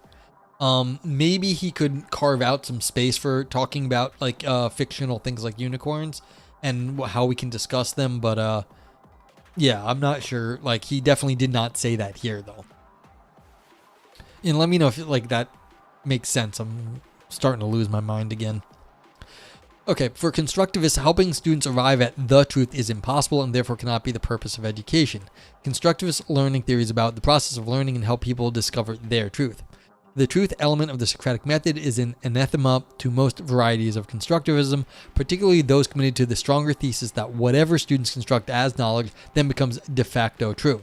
An extreme example of this would be if I think that 7 plus 5 is 13, then my thinking so is both necessary and sufficient justification for it being the case. Again, this is because of radical subjectivity or the true for nature embodied in the constructivist learning paradigm. Yeah, I mean, I just don't understand how people could start going over things that are by definition certain ways and saying that's not true, because I mean you can then go and say, well, we're going to go back and say we're going to have a different math, and people do this. They have like different maths where you can have 7 plus 5 not equal 13, but like that's probably not what's happening when you're trying to teach kids addition. So it's just like, yeah, like how is that true for you? Like how? And it's like it just is. Like 1 apple plus 2 apples is 5 apples. It's like, really? How? Like tell me. Like why would anyone, if it's true for you, fine, but why would anyone want to use a math like that? Now, people, of course, have different maths. They do. But, like, why would anyone else want to do it? So, you can have that sort of thing, but it's strange. Unreal says he wants to create a straw man of constructivism and then somehow beat up with the straw man of Socratic method. That's fair. I mean, that is the general structure of this paper, is to, straw man the 2 other positions and then say, oh, I've got this much more reasonable thing in between. But again, like I said, it's a very particular view that he has, a idiosyncratic view of what it is. And it's like, is that really worth anything? I'm not sure. Like, I don't, like, maybe, but like, again, we don't even think that like his Socratic method can do what he wants it to do. All right. The purpose of the Socratic method is to give participants a way to arrive at the truth, and the Socratic teacher attempts to guide students and even herself to the truth. In the Socratic method, in the Socratic model, there is no true for me and not true for you. There are propositions that have truth values. Constructivism, however, asserts that the purpose of an education is to let students discover their own truth, that is, what is true for them. These 2 notions are fundamentally incompatible. Propositions are either true or false, or they are true for me and not true for you. One's beliefs about the truth will drive one's pedagogy. Yeah. I mean, I feel like the constructivists are trying to get kids to like understand what it is to learn something, and then they kind of trust that people aren't so different. So, like the truth for me will be the truth for you, even though it's like not necessary for them to foist it on people. I feel like by them not foisting on it, they know that people are kind of similar and they're going to arrive at similar conclusions. And so maybe it's more, we should not be forcing it on people because it's better for them to figure it out on their own. And it's more pedagogy than like metaphysics. I mean, I suspect that's what's going on. I don't know. But the idea that like they're thinking, oh yeah, 7 plus 5 is 13 when it's not. It's like, that's weird. To accomplish its ultimate goal, the Socratic method has a built-in corrective mechanism, the elenchus, that makes it unlikely that false propositions will endure the entire discourse. I mean, again, this is like strange. Like, if you have an idiot teacher, they're just going to be forcing the idiot things on the students. So it's just like, I'm not sure that it will actually force the false propositions out. Like, really? It makes it unlikely that it won't be there. Just imagine you have a moron for a teacher that's teaching kids something like really stupid. Like, the kids aren't going to be able to fight back. It's not going to happen. Okay. However, if knowledge is constructed and truth is located, as the constructivists believe that it is, then the Socratic method cannot achieve its epistemological ambitions, and false propositions can neither be weeded out nor identified. If utterances like, oh, it's true for me in my reality, were acceptable, then there could be no elentic process. This would lead to an epistemological obituary because any type of dialectical interchange would be prevented by relativist claims. As such, a constructivist could not authentically practice the Socratic method. Yeah. Garbage out, garbage in the classroom. That's fair, yeah. Yeah, I mean, that's what I'm thinking. It's like, again, this is really taking a very idiosyncratic view on things, and he's assuming no bad actors in the classroom. It's like, that's just not true. All right, conclusion. Finishing up this last paragraph.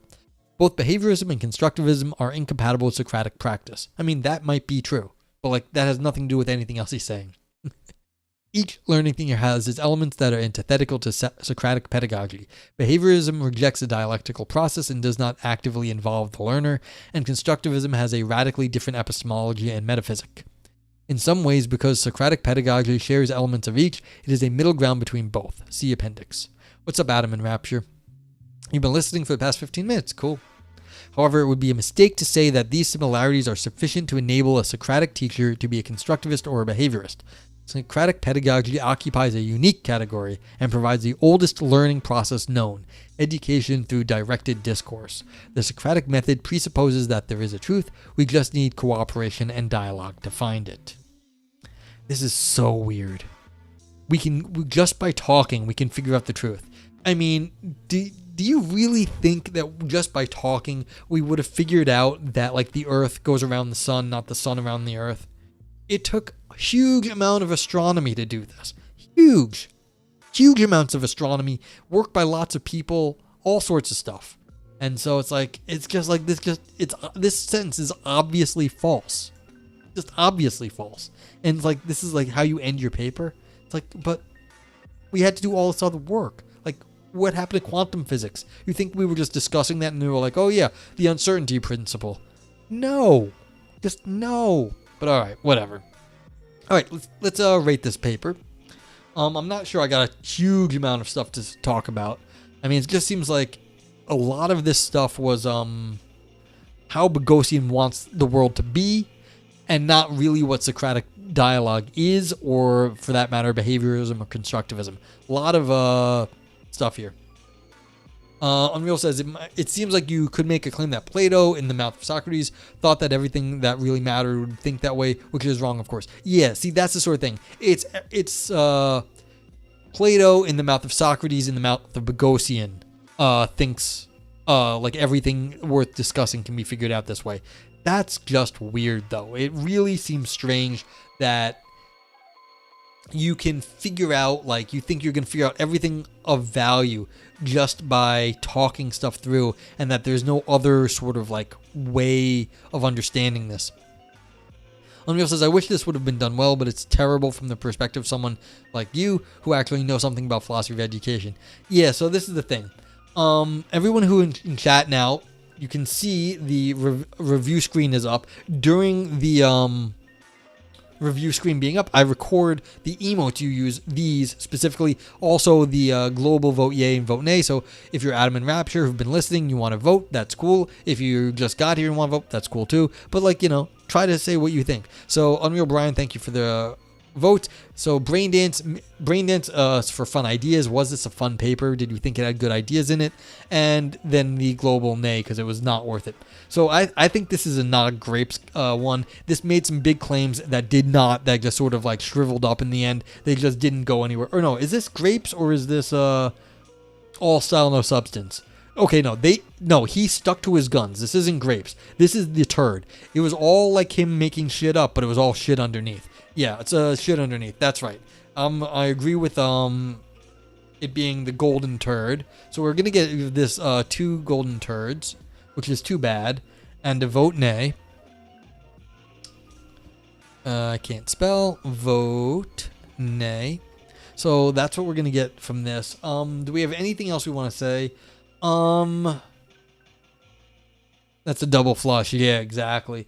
And, you know, this isn't a terrible Nog Oro. We're gonna give this a Nog Oro too, because it's it's trying to bring back the old ideas. I don't hate that. Like, I think, like you were saying, it would have been great if it was done well. Like, we had some old theory of, like, teaching brought back and to, like, really criticize and give an alternative to modern contemporary ways of doing pedagogy. That would have been really cool. So this is attempting to pull back some, like, ancient ideas. That's a great strategy to pull in something. But yeah, it was better memory. You know, he doesn't, like, not the worst paper. It's just not that good is the issue. Like, when you start poking at this stuff, it's not good. This is really a golden turd. It looks sort of better from a distance, but when you get up close, like the old joke, it's a Picasso. From a distance, or was that a Monet? Yeah, it was a Monet. From a distance, it looks fine. When you get up close, it's all fucked up. That's what this is. Like, in some sense, if you just, like, from the grand scheme of things, you're taking a Socratic viewpoint and using it to contrast contemporary teaching theory, that's cool. Just the execution here was poor and sort of idiosyncratic and weird at times. Like, things like I said, that last sentence is just plainly false, and you can kind of make it better by saying, well, anything worth knowing, but then it turns into anything worth Boghossian thinks worth knowing, and it's just sort of, that's not really how it's gonna work for anyone else. So Unreal says he wandered into a topic that he hadn't read enough about or to talk about. Yeah, it's a lot of philosophy. I'm not like I've done this myself a bunch of times. This is what I get like on some of my reviewer reports. Not always true, but they say you didn't read enough about this. You don't understand this enough. Sometimes you understand enough, sometimes you don't. It's like, I'm not going to hate on him enough for screwing this up, but like, hey, it doesn't matter. He got published. So, yeah. So anyone else, we got a bunch of people in here in chat. Please feel free to use the emotes, just copy and paste them if you can. If not, it's cool too, but I'll leave the discussion up a bit. But yeah, so this was all, for me, all style, no substance. Trying for the deep, ancient ideas. But yeah, and a vote nay. So let me know. Let me know how you feel, and this is all going to go up on a website soon, and then we'll have my Rotten Tomatoes or Metacritic or whatever you want to discuss, and we'll be able to, see who writes good papers and why do we like them. Even if it's like a really good like academic paper, it doesn't mean it's going to be an interesting paper or a fun paper. So things like that. You're between yay and nay. You could put a yay and a nay on it, put one of each. I don't have a meh, which is kind of good and kind of bad. I wouldn't like it. I don't know how, like a very in between thing. So, yeah, you could put one of each is what you can do. Like a thumbs up and thumbs down. Like a thumb, like maybe, like kind of like, I don't know how it would look. Like, I'm not sure. So, yeah. But yeah, well, I don't know if there's a whole lot else to say, but I'll give everyone another minute or two to get their ratings in, and I appreciate it if you do. But yeah, let's see. Do we have people on these? Yeah. Well, it's fun having people here from the YouTubes. That was cool.